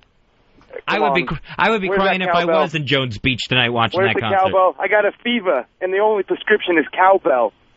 I don't even understand. Typical Mikey D entrapment, Earl. And don't fall for it anymore. Hey, David, you're on Fez. Yes, Dave. Hey, listen. I think Mikey D's a piece of shit. You know, he doesn't care. I mean, he's bitching him on about these poison tickets, but it's perfectly all right for you two, Ron and Fez, to make fun of his daughter mouth fucking him. Yeah, that's true. 866-RON-0-FEZ, 866-RON-0-FEZ. Hey, Eric, you're on Fez. Hey, guys, how's it going? Yeah. I've got 20 tickets for Virginia Beach Amphitheater for Poison. That's Saturday night. Yeah, I don't know if they want to go to Virginia Beach, so. Hey, it's a beautiful town. Anyways, you got to have a little pull around town, Earl, to get tickets. Nice, that's true, Earl. This, if anything, it shows you lack of stroke. I dealt directly with the publicist and the record company.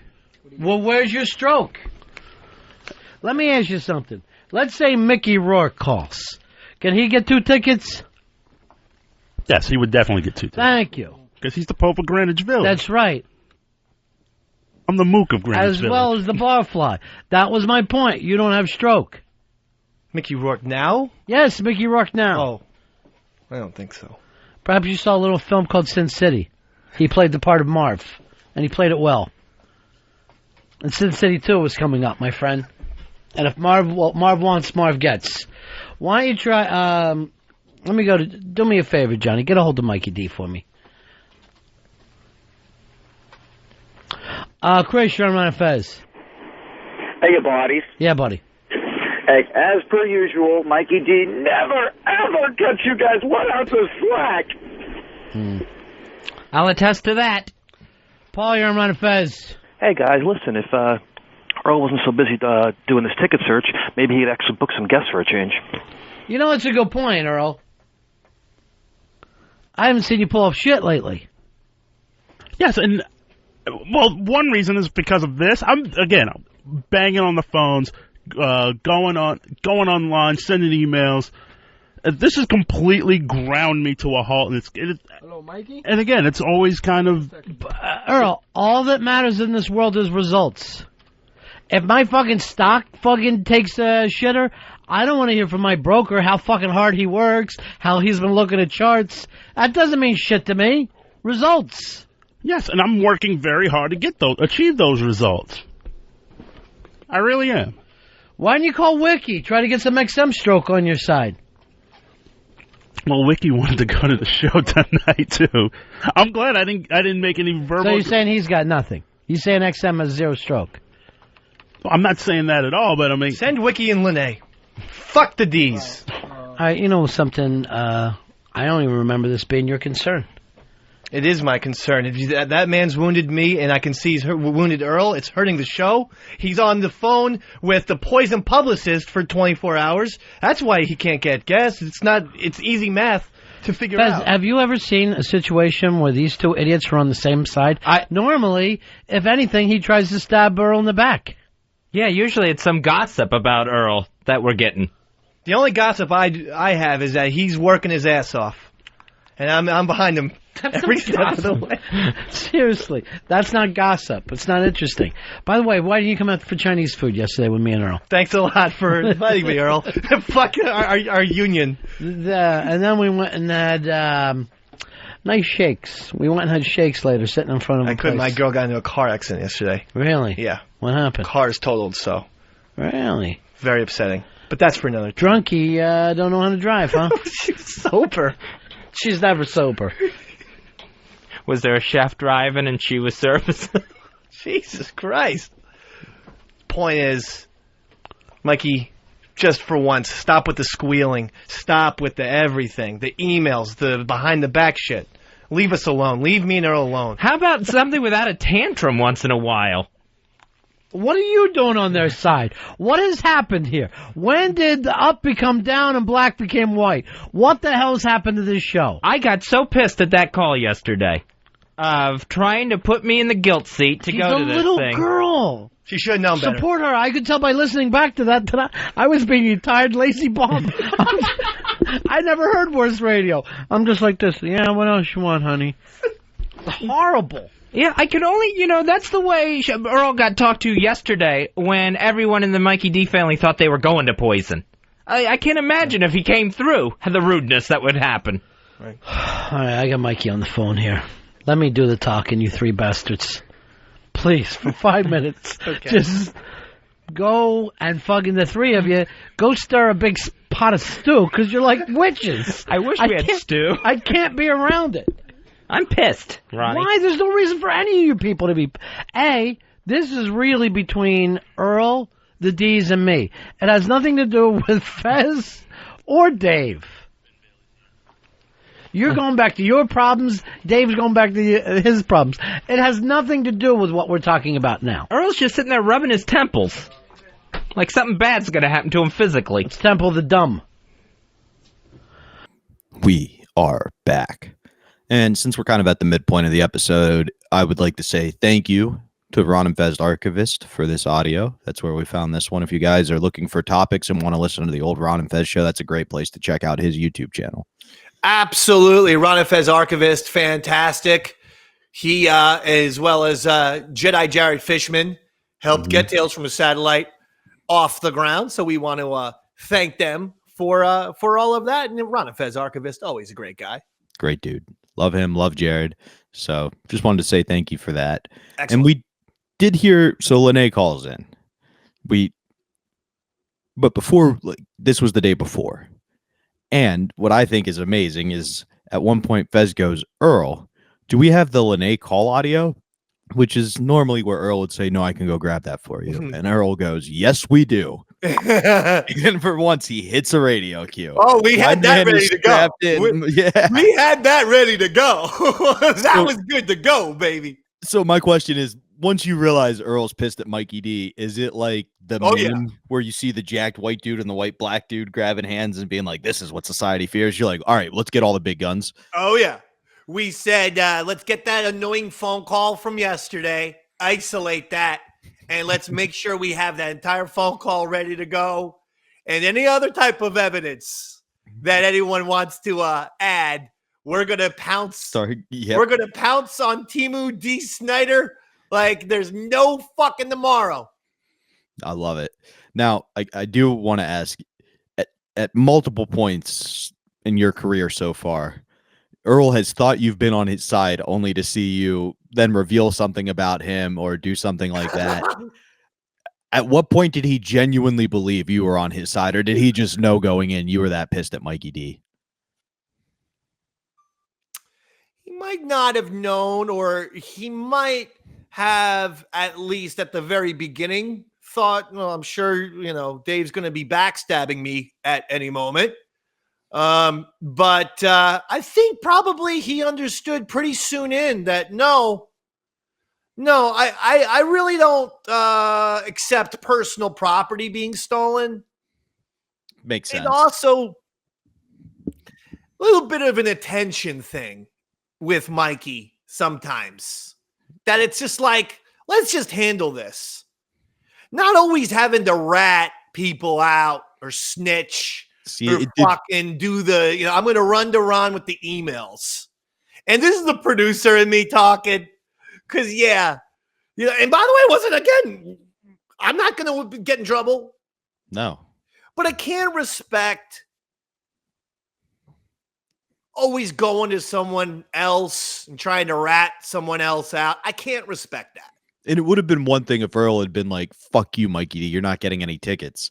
But he was actively telling him he was doing everything he could. It was like they weren't doing it. Now, of course, he was going to get on the air, but if they had just simply called up that day and made a bit out of it, that's one thing. But like they're sending angry emails at 10 o'clock at night to Ron, for a favor. For, again, snitch. Like, it's snitching because somebody couldn't attitude to me. Do you the favor you wanted. So I did find that very interesting. Yeah. So then Lene, we hear the call, and the first thing she does is, hi, Ron, hi, Fez. And right away, you pointed out earlier, Ron's energy isn't there. He doesn't even give her the hi, Lene. So at this point, it feels like maybe she's become a burden to the entire show. No, I wouldn't say that. It's just that sometimes maybe you have an idea of what the episode is or where we're going or things are in a flow. And then, here's the Lene call. And it's like, you could just say, like, don't put her on. But then again, it's like, then Mikey D or Helen, then emails. And like, Lene was on hold for an hour and a half and she had to go to soccer practice. How come she loves you guys? Are you ignoring?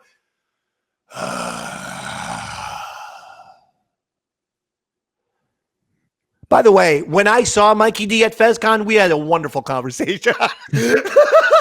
I'm in the moment of 2006 and 2007, spatially and mentally right here now for the purpose of this show. But you see me and Mikey smiling, and we had a wonderful conversation. In fact, he joined our group. It was like me and you. You got lost.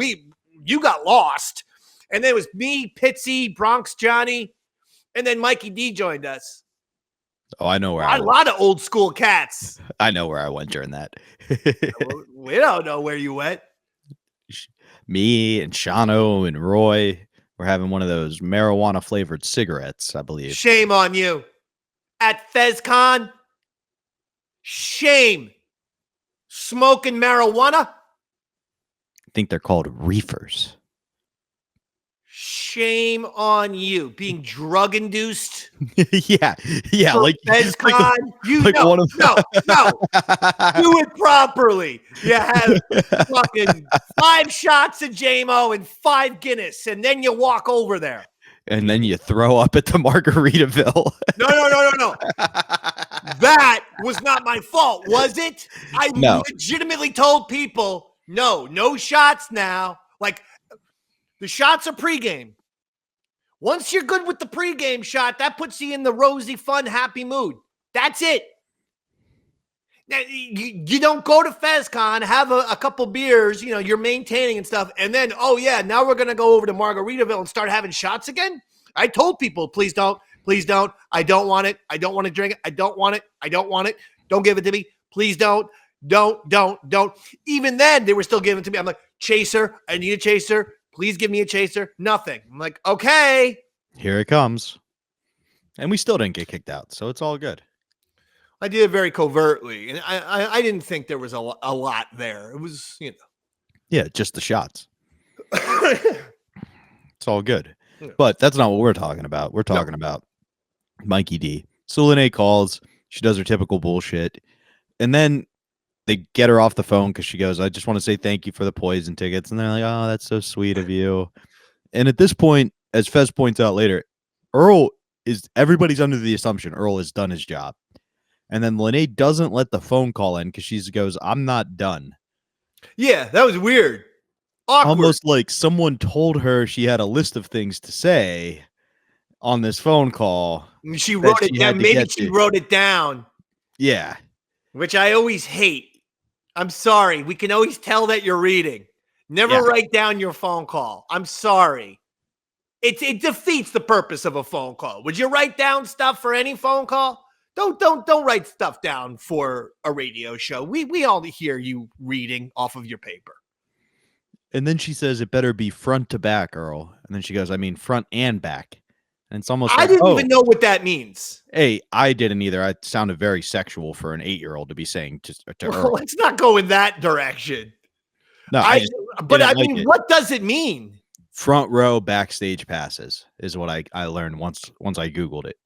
Because I was about to ready to call a different number. Yeah, I know. Well, I'm ready to call that number on you. But front and back, okay, front row seats, backstage pass. I just learned something.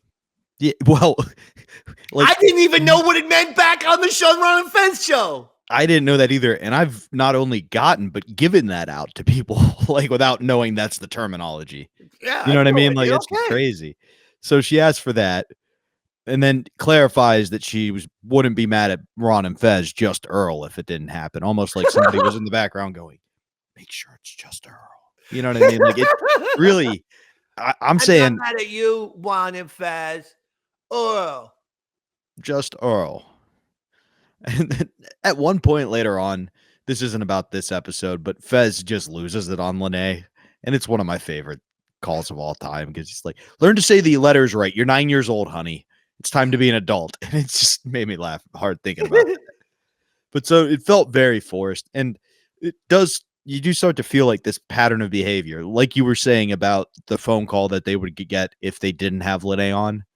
But she loves you guys. Like, who's it about? Who told her to get online and call? You know what I mean? Like, maybe it's time to explain this is how life works. You don't always get into the radio shows you like. You know how many times I called O&A and Ron and Fez back in the day and never got through? Yeah, I mean, it's listen, it happens. Of course it happens. You know, shit happens. But at the same time, listen, she's fine. Her phone calls were fine. But this all could have been handled with Earl. It's too late for me to get a ticket, or now tickets are really expensive. Now that, you know, it's the day of the show. What can we do here, man? Well, I would have just, if I was Earl, I would have just basically said, look, I think this is kind of what Ron was saying, was like, hey, these tickets are for listeners. Okay. You said you're going to give us 4. We can't tell these people the day of the show you're not going. Yeah. So how are you going to make this up to us? My point is that the record company, and like how are we going to get these 4 people in? All 4 need to be in. So how is it going to happen? Like that's all. That's how you talk to them. Because I'm going to tell you something, Robert. This whole thing was absolute so much fucking bullshit from the record company and from that fucking manager of that goddamn band, Poison. Because at the end of the day, you don't need any tickets. If you have 4 backstage passes, that's good enough. You can legitimately watch the show from the side of the stage. Yeah. That's how backstage passes work. So the whole bullshit of, you know, we have a limited number of tickets. Fuck off with that BS. Get us backstage. We already promised these 4 people backstage. So this is what you're going to do. You're going to give us now 4 backstage passes, and they'll watch from the side. Cool? Otherwise, we're going to run down Poison every goddamn day for 3 weeks. Well, that is one of the points Ron brings up, and he's trying. It almost seems like he's coaching Earl how to do it. Like, you know, did you make the how call? do you not even think like that? I would have thought like that in a heartbeat. And I think So Earl makes 2 important distinctions. One, they emailed him at basically 5:45 business or 4:45 business time the day before. That's chintzy shit. And this day of, they aren't open yet. Like, they open at 10 California time, all these studios. So he's like, I haven't been able to do anything. I'm calling the contacts I have. I'll get this done. But he has said, he even brings up Muni at one point and goes, Muni used to ship the entire crate of the record label's albums back to him if they pulled shit like this and go, we're never playing it. And so Earl, it does feel like, is doing the right thing. Ron kind of seems almost impressed by Earl having a backbone for once in his life. Yeah, but I don't know why he didn't think to say, then fuck the tickets, just get him 4 backstage passes. They'll have access to anywhere in the theater. They even have a simpler solution than that. Just buy them another ticket. Like, Ron offers to do it. Earl, but you don't know if the seats are going to be together, is my point. And so Earl said that to Ron, was like, I even offered to buy them 3 tickets together so they could all go. And Ron was like, you don't need to do that. Just get a third ticket. Like, Lene can sit on Mikey's lap or on his shoulders. It's not going to be a problem. Nobody's going to tell a kid, no, your parents can come backstage, but you can't. Like, the problem's been resolved, but it seems like, much like you were pointing out, the D's want to make this an issue to get perhaps attention on air or airtime or something more than just getting into the concert.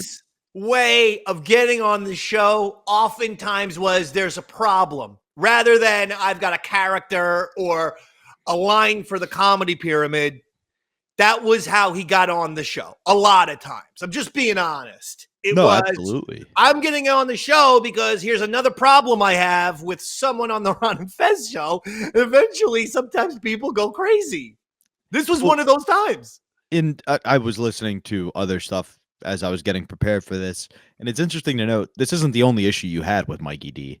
It actually came to a head later on when he visited your apartment with a goon. The night before my wedding. The night before your wedding. Which was insane.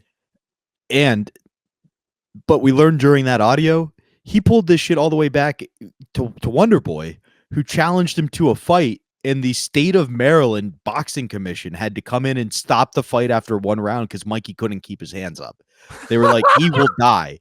So, like, the whole I'm a bad guy and you don't want a problem with me thing is out the window at this point. Wait a second. No one bought that. No one bought Mikey D as an intimidation person. That's what I'm saying. Yeah, like even any big guy creds. Mike, look at the thumbnail. I'm 6 inches of this episode. I don't know, 6, 8 inches taller than Mikey D. As I said, he's a miniature D. Snyder. D. Snyder's tall. That you gotta like pint size D. Snyder, and then you have your Mikey D. And then so you add that in, he's not really like a threat. Like, there's no need. It's just basically becomes a whiny little girl, which Fez points out when Ron goes, it was supposed to be like girls' night out. And Ron goes, no, Mikey loves poison. And then Fez goes, well, Ron, Mikey and Lene could go and it'd still be girls' night out, which is one of my favorite lines. He's just taking his digs where he can. I heard that. Yeah. So you've got this whole situation.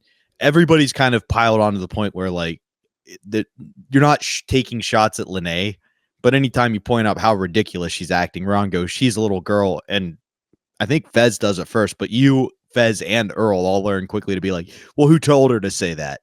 And are pointing out that Mikey D's the brains behind this. I think we're just all suspicious that Mikey D indeed had this whole thing, a whole piece of paper prepared with all the lines and topics she had to cover.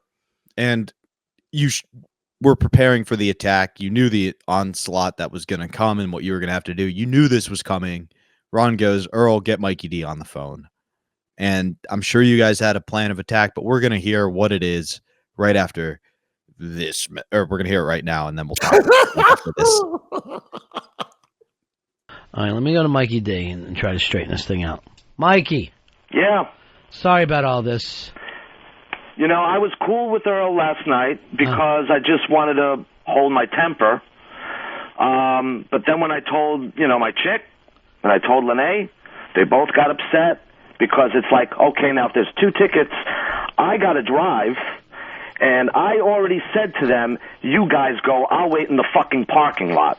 But Lene doesn't know, Helen doesn't know how to drive. She doesn't have a driver's license. She doesn't? No. So I'll drive them, and they could take the fucking tickets. But you know what, man? Everybody was bitching to me, and Earl was bitching to me 3 months ago in late April, early May, when I said, hey, can you get the Poison tickets? And he says, sure, but we've got 3 months. And then I would, once in a while, I would, say something to him like, don't forget the Poison tickets. I gotta agree.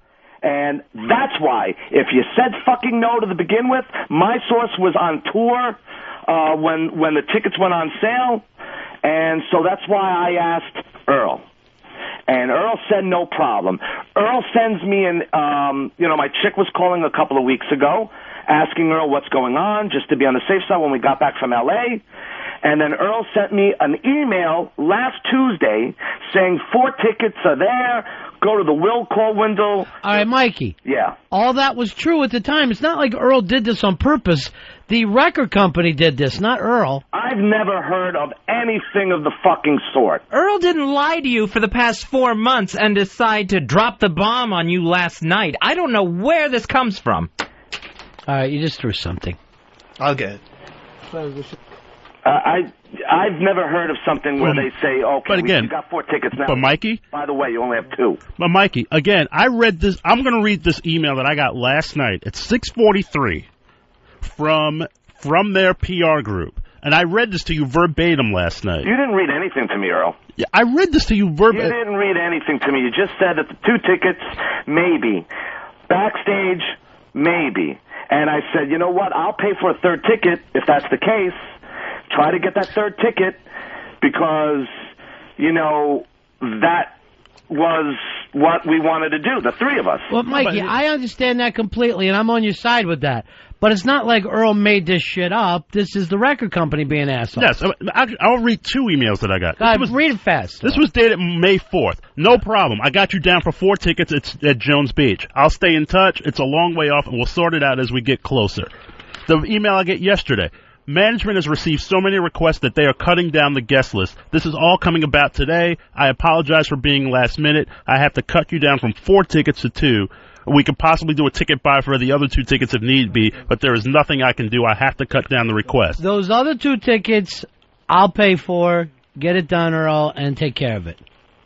And that's it. Roddy, you don't have to pay for it. I don't know. No. I'm on a fucking Bill XM. Don't worry about it. No, and I'll say it now. I'll offer to pay for the tickets. I'll pay for my own fucking tickets. I'll get my own tickets then. That's it, See, I don't understand why Earl's really upset that this happened. Right. He wanted to get you the damn 4 tickets, Mikey. He's still trying to get you a 3rd. He's still trying to make phone calls, but why should he even bother if this is the attitude he's faced with? I would quit trying immediately if this is what I was faced with. Why should he even keep trying before the show tonight?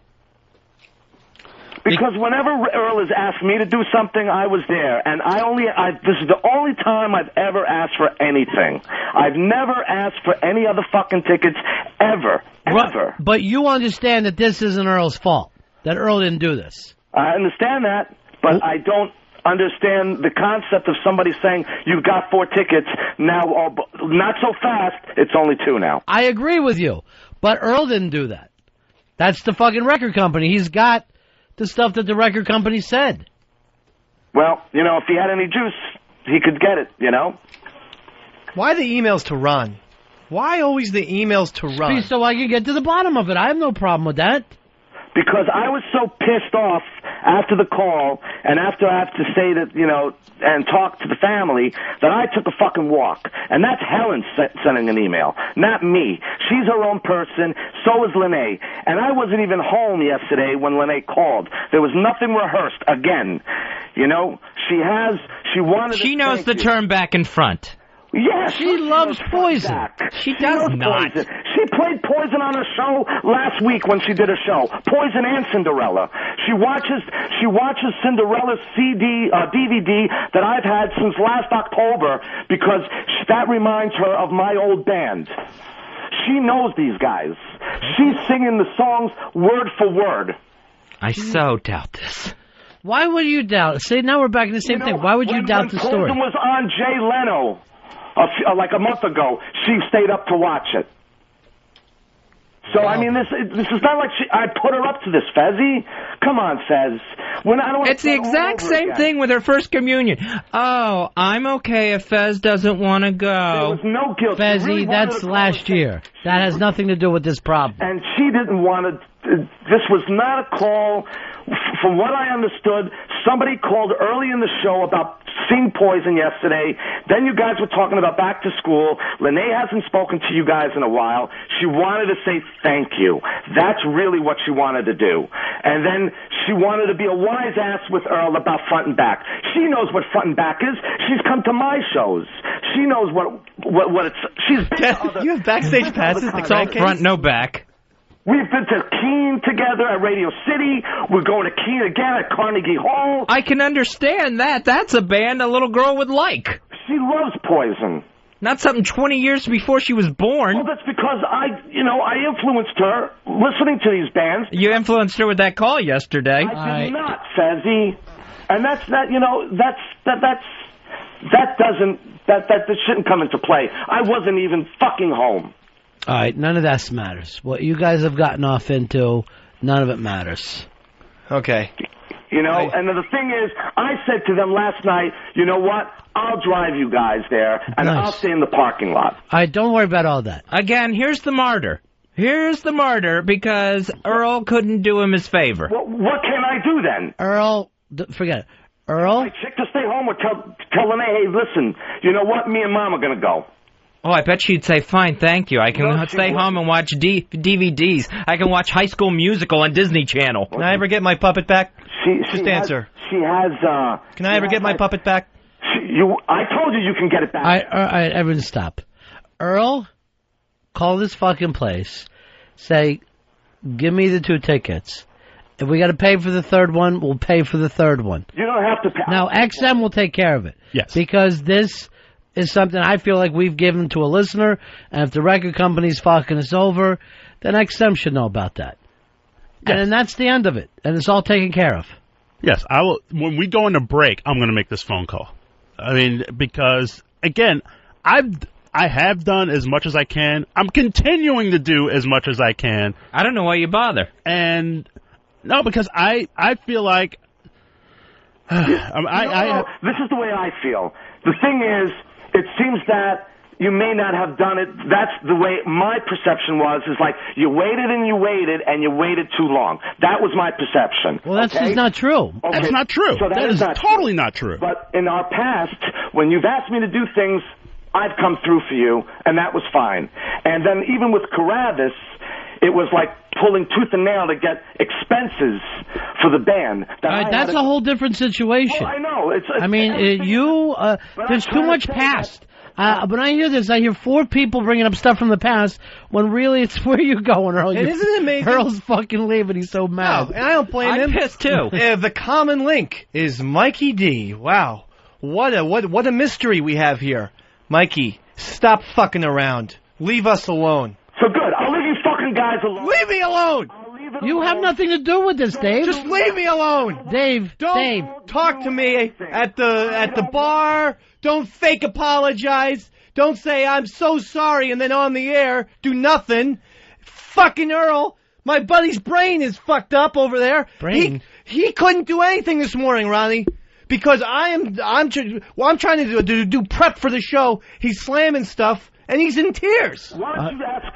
I told Earl, you know what? Don't waste your time before the show for the fucking tickets.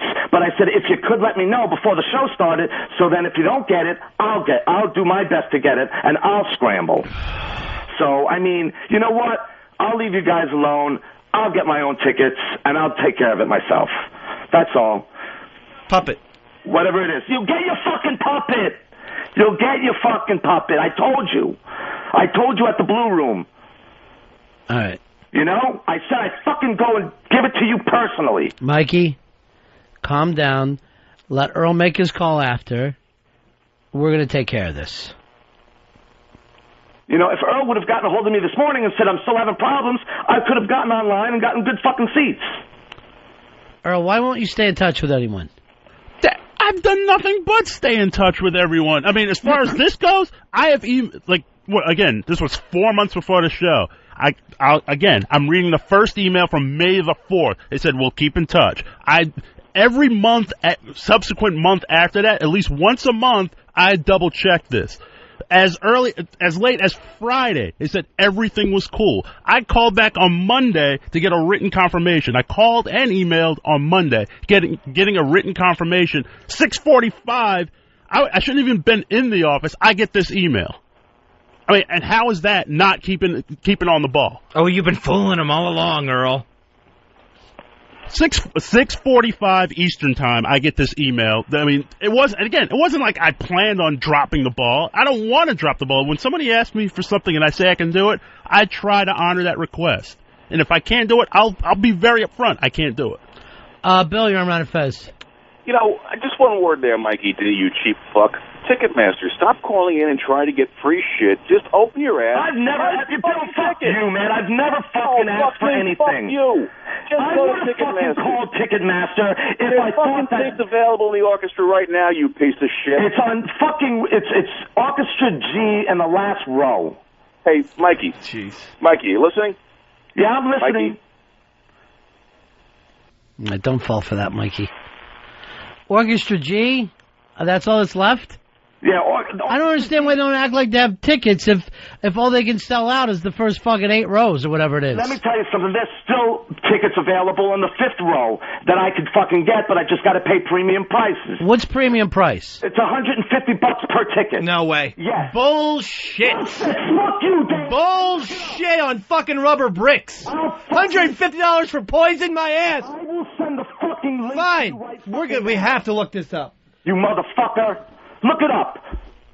Look it up. Gee, I wonder why people don't like to do things for him. Cindy, you're on Ron and Fez. This is such fucking bullshit what Mikey D is pulling. And this is going to cause... Oh, fuck you. Listen, if it was Paul McCartney, I could understand maybe why you're upset. They're an 80s band. Get over it. And if you... That's your fucking preference. Fezzy... That's your fucking preference. If this causes Fezzy to have another heart attack, I'm holding you personally responsible. Fezzy shouldn't have a heart attack because of this. Why doesn't look good, Mikey. Fezzy is upset, Mikey. Earl is fucking ready to have a black man stroke. And Dave's ready to start drinking again. They're all furious. Then fucking say to me the fucking time that I asked, I'm not sure if I can get it. That's it. Earl, Dave, Mikey, Earl has the thing from the record company that says you have 4 tickets. That's all we have in this business. That's the trust between radio. You fucking write back and you say, no fucking way, you gotta give me the 4 fucking tickets. That's what it is. Jesus Christ, are you the president of the United States? What fucking demands are these? If I he couldn't do it! That's what I don't understand, the entitlement. I don't know where it comes from. I understand being disappointed that a promise was broken. I totally get that. I understand Earl being pissed at the band. But I don't understand this. I deserve this. I want this. I should have this. I don't get that when it was originally all a favor. God, it's beyond my comprehension. If I walked around like this, just expecting people to get me stuff and that it be done, it would be when somebody insane. expects something from me, I give it. That's it. No matter what I have to do, it comes through. That's what I do. So that's maybe that's bad thinking on my part, but when somebody says they're going to do something and they promise it and it's been going on for months. I understand. How about some gratitude for the work he put into it so far for 4 months and getting a pair of tickets if that was the best he could do? Ask him what I said to him at the Blue Room. I said thank you very much. I sent him an email. When you thought you were getting 4. Hey, this is interesting, Mikey. I just got handsomed by the flash that said Orchestra B by Ticketmaster, $49. Orchestra B. B, second row. Why don't you give me the email so I can send you where it is? $49, Mikey, for Orchestra B. That's 100 less than you said, Mikey, per ticket. That's Ticketmaster. I'm saying... You just said Ticketmaster was $150. I didn't say Ticketmaster was $150. You just said it! It's on the air! You know what, man? I will send you the link. It's not Ticketmaster. It's one of those tickets. Well, like look, I'm in fucking Crazyville. We gotta take the. I'm gonna eat paper. Fine. If this is one extra ticket for $40, we'll fucking pay the $40, Earl. Let's not make a big deal out of it. If we can't get them together, the little girl sits on her dad's lap, or she's up on his shoulders, and it's all Bored out of her skull. It is going to be dull. She's already made an outfit for tonight. So she, I don't know where you're coming off, Fez, saying that she's going to be bored because she's the one that wants to go. I cannot fucking, it's not a big deal. It really isn't. We're going to get this fixed. Dave, I don't know why you're screaming and throwing things. Fezzy, you're looking like you're going to have another heart attack. And Earl, you haven't sat down in 15 minutes. Go to Live Nation, Nikon Live Nation. Go wherever Flash goes for $40. Mikey, you said Ticketmaster was $150. He gives me said tickets were premium, and that's the fucking, like StubHub. Not fucking Ticketmaster. Ticketmaster, I checked. The last time I checked, it was row. Check it again, dummy. Check it. I'm checking it now. Puppet. And you with your fucking puppet. I'll fucking rip his head off now. Thief. Go ahead. I'm sure I'm not going to fucking see it again anyway. I don't care. I believe the puppet was a gift from Dr. Steve. You owe Dr. Steve $75. It's $55. All right, just stop, both of you. That should have been fucking cigars. It'll be worth it. Earl? To burn the fucking thing, and I'll pay the $55. Earl, take care of this, all right, buddy? Yes. And I've said this from the beginning. Calls will be made. I'm going to do everything humanly possible to rectify the situation. Earl, then you're leading up to, if need be, I'll buy 3 tickets so they can at least sit together and enjoy the show. And I would say this, too, before you even blame the band or anything. Record company guys are the biggest scumbags in the world. Well, they're right up there with promoters and DJs. Those are the 3 biggest scumbags in the world. What about publicists? 4th biggest scumbag. So all we ever do is deal with scumbags. We're very used to this kind of stuff. It's not, unprecedented. Again, I'm going to do everything possible. I'm still of the mindset, I'm going to try to make this possible. Earl, you're the nicest person in the world for still trying to help out. What? He's been accused of lying for 4 months, this was all some big setup. Yeah, that is true. To get Mikey D. Earl. The guy went and got the 4 tickets. They got yanked back. He didn't sit here and burn them. Cancel their other 2 tickets, Earl. Cancel. No, stop. Yeah, you know what? Cancel them. And Ronnie, I just sent you the link where they're saying that I'm lying, that it's not $150.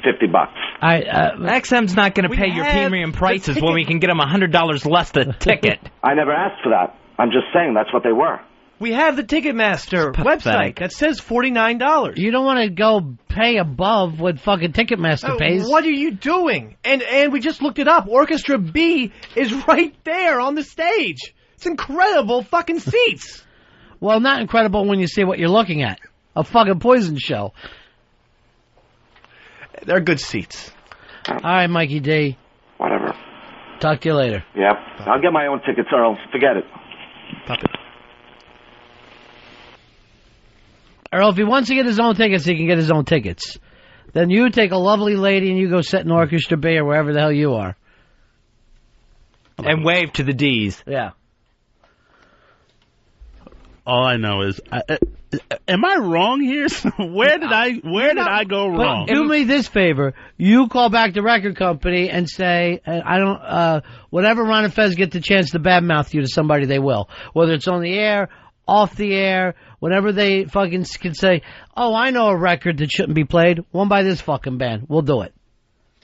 And it'll be 88 all over again. We'll go back to those fucking days. Well, like the old, I remember Muni used to take the labels records and put them in a crate and ship them COD. Yeah.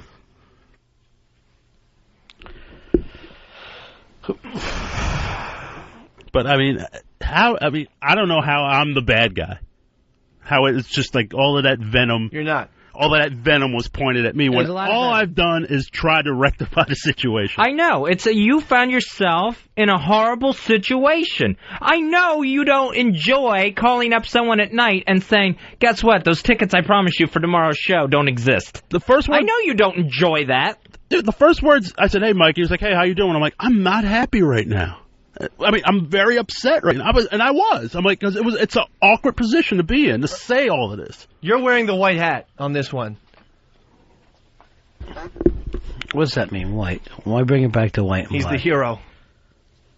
Heroes don't wear black? Not if they have good taste. I don't think so. Hey, Scott, you're on Ron and Fez. Hey, Earl, do you know how to say "go fuck yourself"? I think that stopped you from having a heart attack right there on the air. There's no reason why you should have to give this guy a free ticket.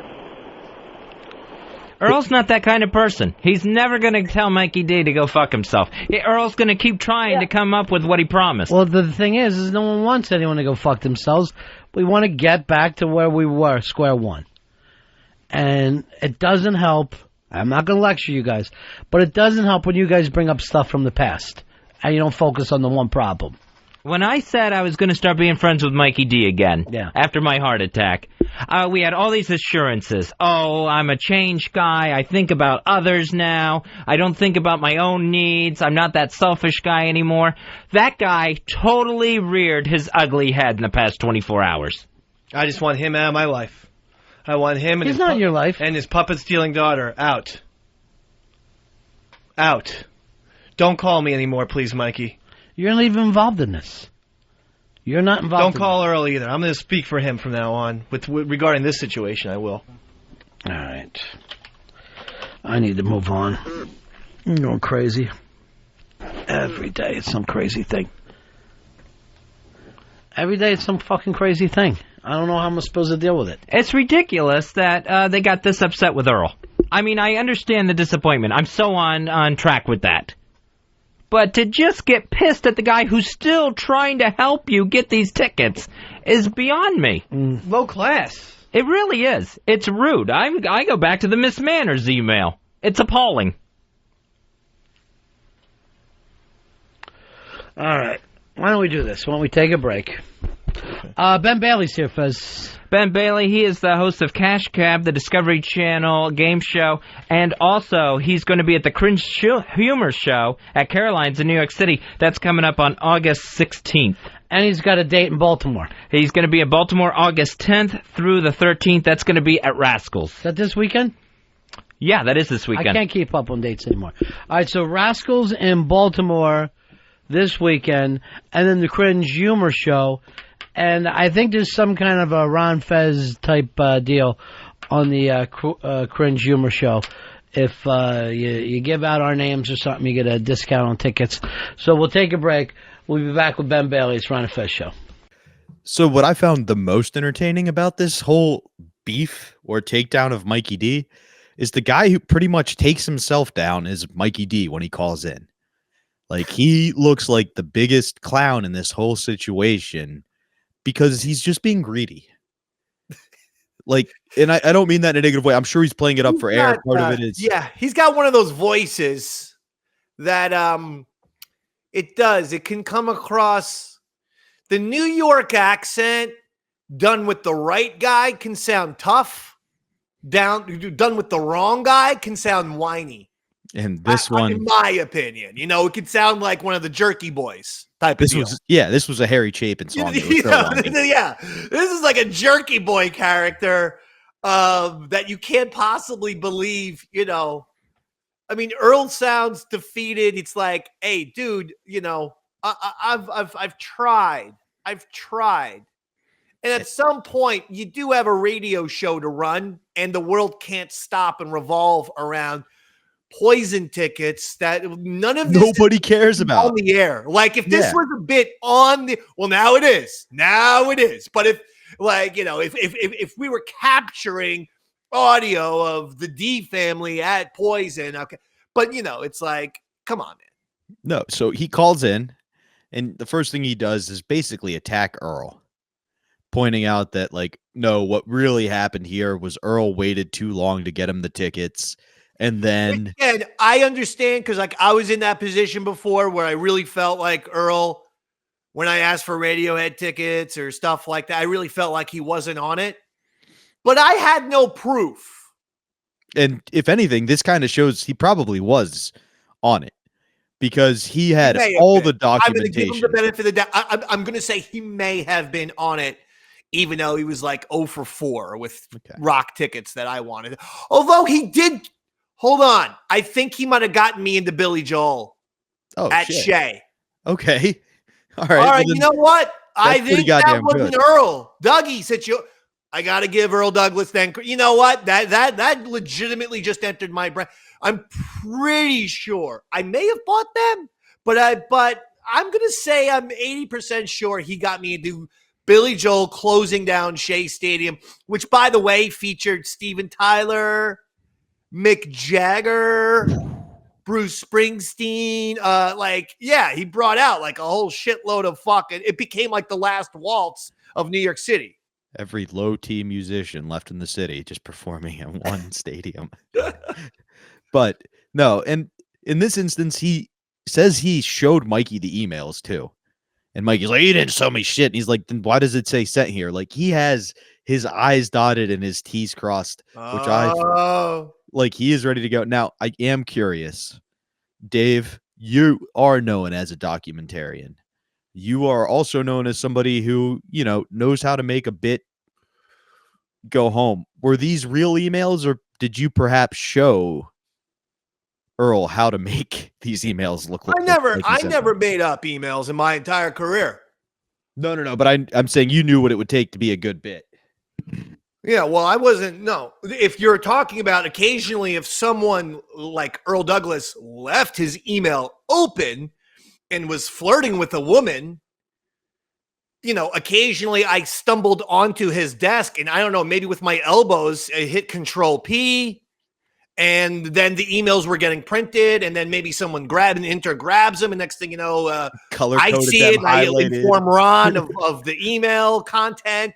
Look, that's what, but I didn't fabricate emails. I do think this was probably all Earl Douglas realizing Mikey D's a pain in the ass. So I actually am going to have all of this prepared for the inevitable Mikey D phone call. I think this was Earl. I could see that. But I wasn't accusing you of actually doing it. I was saying you're good enough at seeing where a bit's going to go, being like, Earl, they're going to ask you for documentation of these emails or, X, Y, and Z. So I didn't know if you gave them some insight, It's like possible. Have this stuff ready. That's possible. The other person who it may have been was Fez. When did Fez become aware of this whole situation? Was it just on air? Or did you guys, I know we as listeners know, typically it would be you guys in the office, then Ron. We were all aware of it that morning. Okay. Because Fez got in early too. Like if it was 11 a.m. start time, probably 9:30. If it was noon start time, Fez probably there at 10. But he everyone walked. Like I said, I would have O&A guys like just come up to me and be like, "Is Earl okay?" I'm like, "Why is everyone so scared? It's fucking Earl." Yeah. But that is how much, he can cast a mood. Let's just say that. And so people will be like, Jesus Christ. I mean, like, just fucking relax. He's doing his Earl thing, okay? But then Fez would be like, Earl, what's wrong? And then once Earl said the Mikey D thing, oh, yeah. Claws were out. Fez, oh, fuck him. Yeah, no, claws were out. That's awesome. Print the emails, isolate the phone call. So Fez is helping too, which makes sense. 100%. Now, this is a little bit more of one of those Rob hypothetical questions. Do you feel like if every day you could have came in and all picked a target, the three of you could have functioned like a more well-oiled machine, or do you think eventually the personalities would have rubbed each other the wrong way regardless? No. That wouldn't have been good if it was me, Fez, and Earl always agreeing on stuff. No, just more than usual. Like Ron pointed out a number of times, like this is the rarest thing I've ever seen. And he even asked Fez, he goes, "Have you ever seen these two on the same side?" Then later in the call, when Mikey D calls in and Fez jumps in, he goes, "Fez, what is going on? Why are you agreeing with these two?" Like nobody's seen this level of cooperation. No one saw this coming, Fucking Fez was like Hogan, right? Coming down there. He's about to drop the leg on. Oh, not on the Macho Man. What is he? Oh, that piece of trash. Hogan, he's turned to the dark side. No, yeah, I mean, it would have gotten boring if everyone on the show was agreeing and getting along. You can't you can't rely on outside people to dictate the dynamic of your show, and that includes listeners as well. You have to have your own shit down and your own dynamic, and then whatever anyone else brings to the table, then that's fine. Is that you getting a phone call, big guy? Oh, that's my phone. But don't worry, Robert. It says potential spam. I'm going to say that is spam. I don't see the word potential. I just see spam. So it's somehow Mikey D. You motherfuckers better not be talking about me. Oh my God. Can you imagine if I have his phone number? That would be great. Let me just check. While you look for that. So the call comes. I do not. Earl. That's so sad. I have Mikey Boy. I have Mikey Boy. Mikey Boy would be a better. Who's wonderful. We love the Mikey exact Boy. Opposite of a Mikey D is a Mikey Boy. Like you couldn't have had to have Superman and Lex Luthor more than Mikey D and Mikey Boy. Mikey Boy is Mikey Boy will help out all the time. Yeah, Canonize him right now. Thank you. One of the legends. But so Earl proves that Mikey D's wrong about that. Then Mikey D starts attacking, well, it's Earl. If he had any sway in this town or anything like that, he calls and goes, fuck you, you give me my fucking tickets. And then the callers start. And the callers are great here. This is the part that I enjoyed on the show. I really did. Listening back, I enjoyed all the callers. I don't know who was phone screening that day, but boy, did he know how to pick them. Johnny knew how to pick them because the first one's like a chick. And he Bronx Johnny, by the way, we should say. Bronx Johnny. Big bad Bronx Johnny. Yeah. First one's a chick, and like right away she goes, "Oh fuck, Mikey D, you're acting like a bitch." And he goes, "Fuck you." And she goes, "Oh fuck you," right back, Mikey D. And it's just like, "Oh yeah, we found a chick who's willing to fight." And what I mean? They all are just like, "Dude, you're being ridiculous." At one point, they go to Ticketmaster. He goes, "I did. It's $150." At which point, Dave's ears perk up because you go, "There's no fucking way it's $150 for Poison." None. You snap your fingers. You get your intern on it. He comes back, produces the documentation. It's $40. Flash was the kind of quiet but tall, very nice kid. I remember him. I think his real name is Kevin, or Scott. Either Kevin or Scott. Maybe his name was Kevin Scott. But the point is, Flash found it out, and it was what was it? Like it was $50, right? $40. Not $40. even $50. And so for $120, this whole conversation could have been resolved if Mikey hadn't had to have been a diva. Earl would have he had 2 tickets already. Hold on. Let's keep in mind, Earl got him 2 tickets. This whole thing is because he didn't get him 4.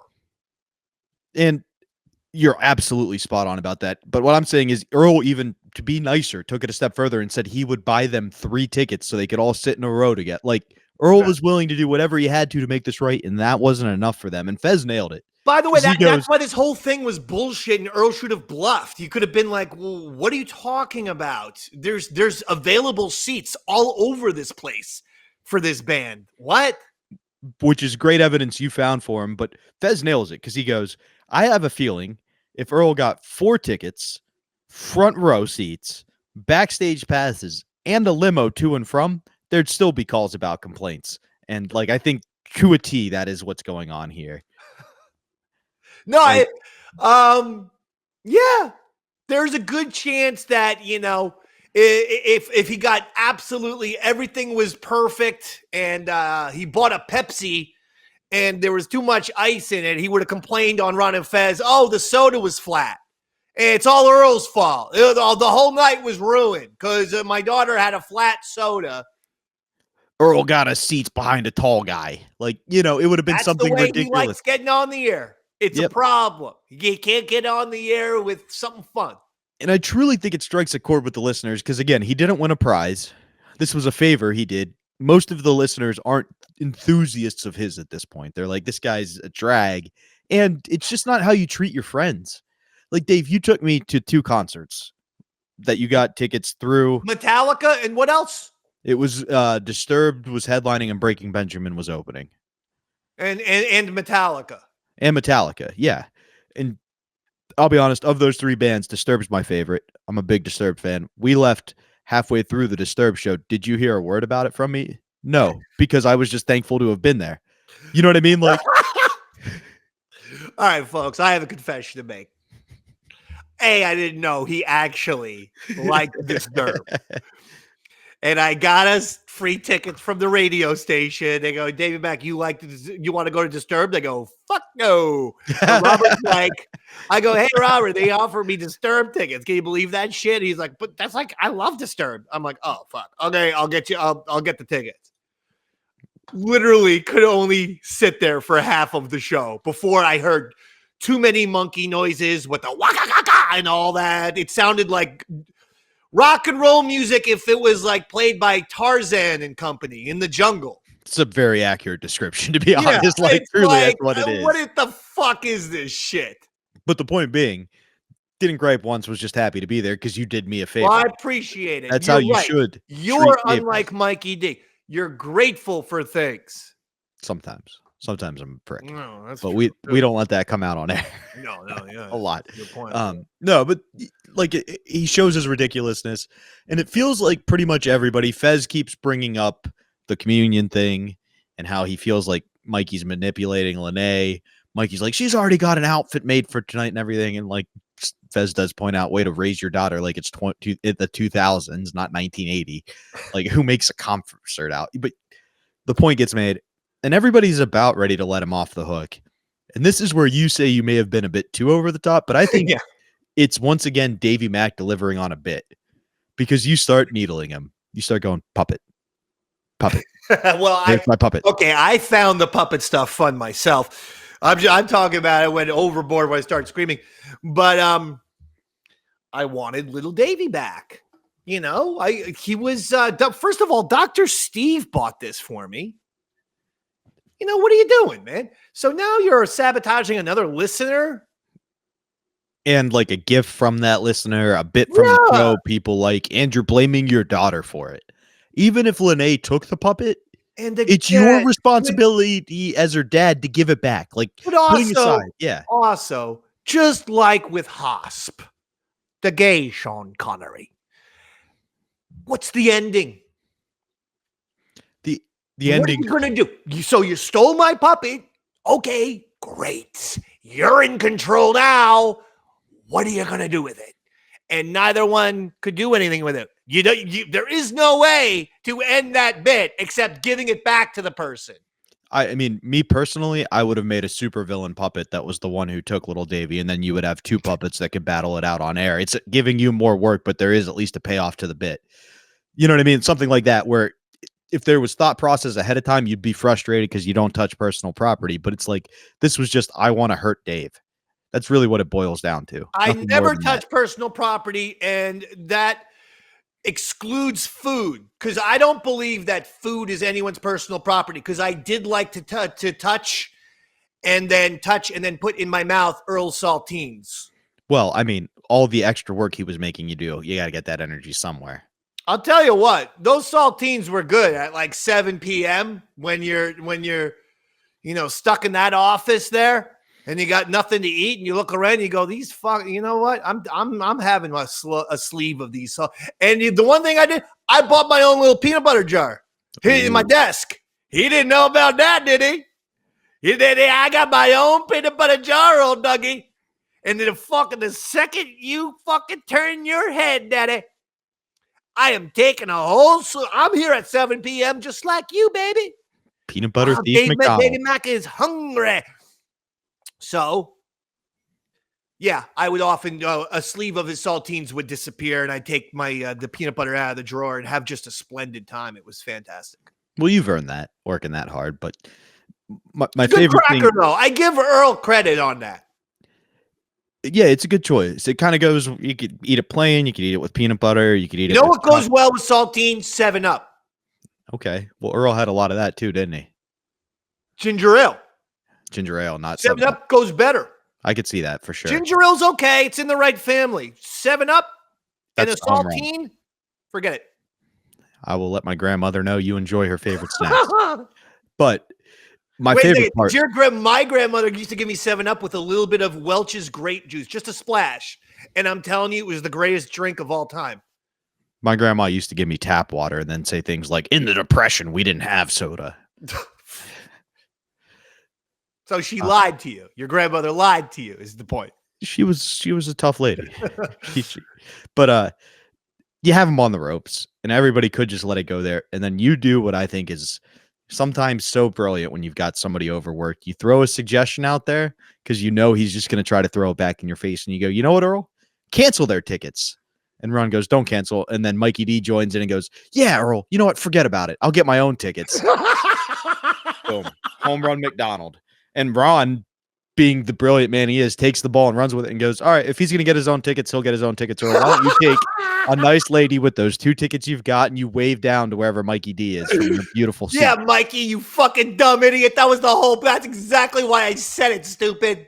And you nailed, and like anybody who knows you knows that's exactly what you were doing. You threw that bait out there, he took it, and Ron watched it happen. It was truly a great coming together story. And before we get out of here, nice. This was a nice one.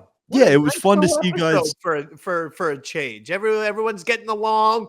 Everyone's unified in our agreed upon hatred of Mikey D and family. I love this. Justified hatred of Mikey D and his family.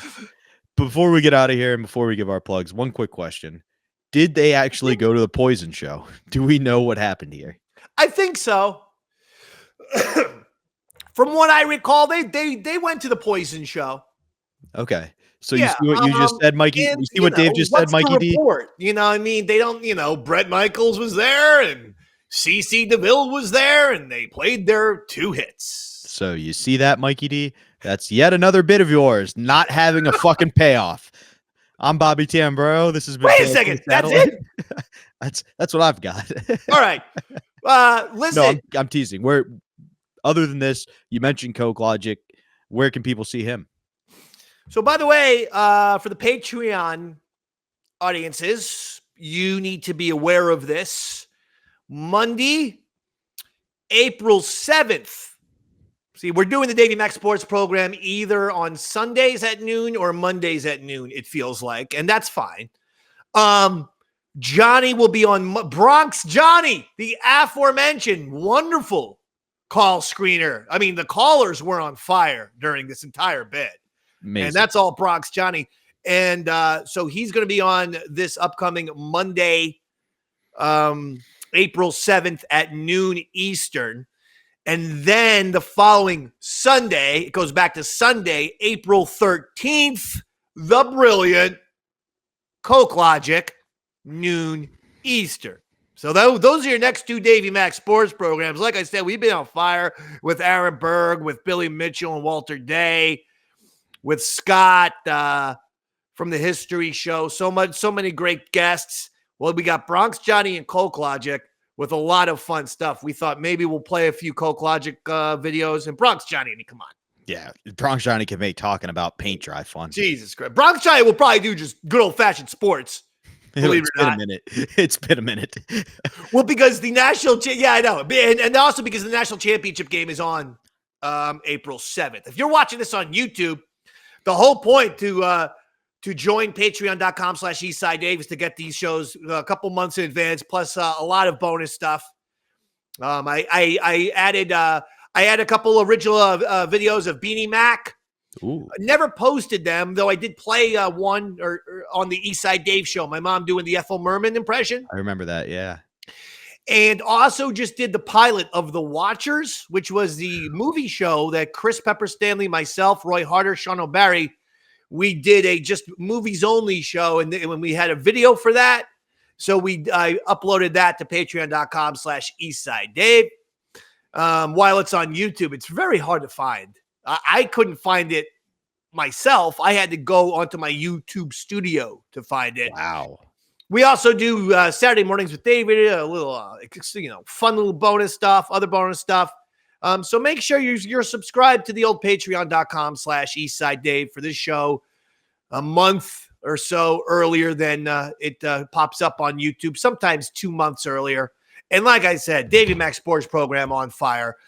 Put your alerts and your alarms and your notification bells on, okay?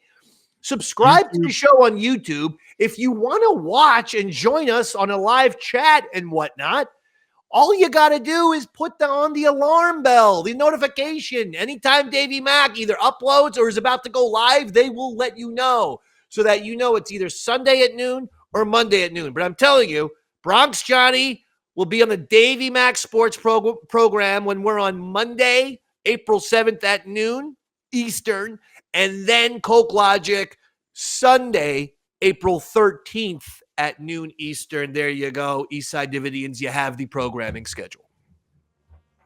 And if you want to see me do comedy, check me out on social media at Bobby Tamburo. I'm posting my dates there. And guys, this has been another great episode. Thank you for tuning in. As always, if you have any suggestions, let us know on that Patreon. That's where we check for potential new episodes. This was a fun one, and we'll see you guys. And what was that? Wait, hold on. And what? Big Ass Bash. I'm going to go to that comment section right now, Robert, and request that you play and that we try to put together the Big Ass Bash as an episode, because that would be sensational. I think we definitely will work on something for that. Maybe not next time, but perhaps the one after. And on that note, guys, thank you for tuning in. Good night, radio family. See ya!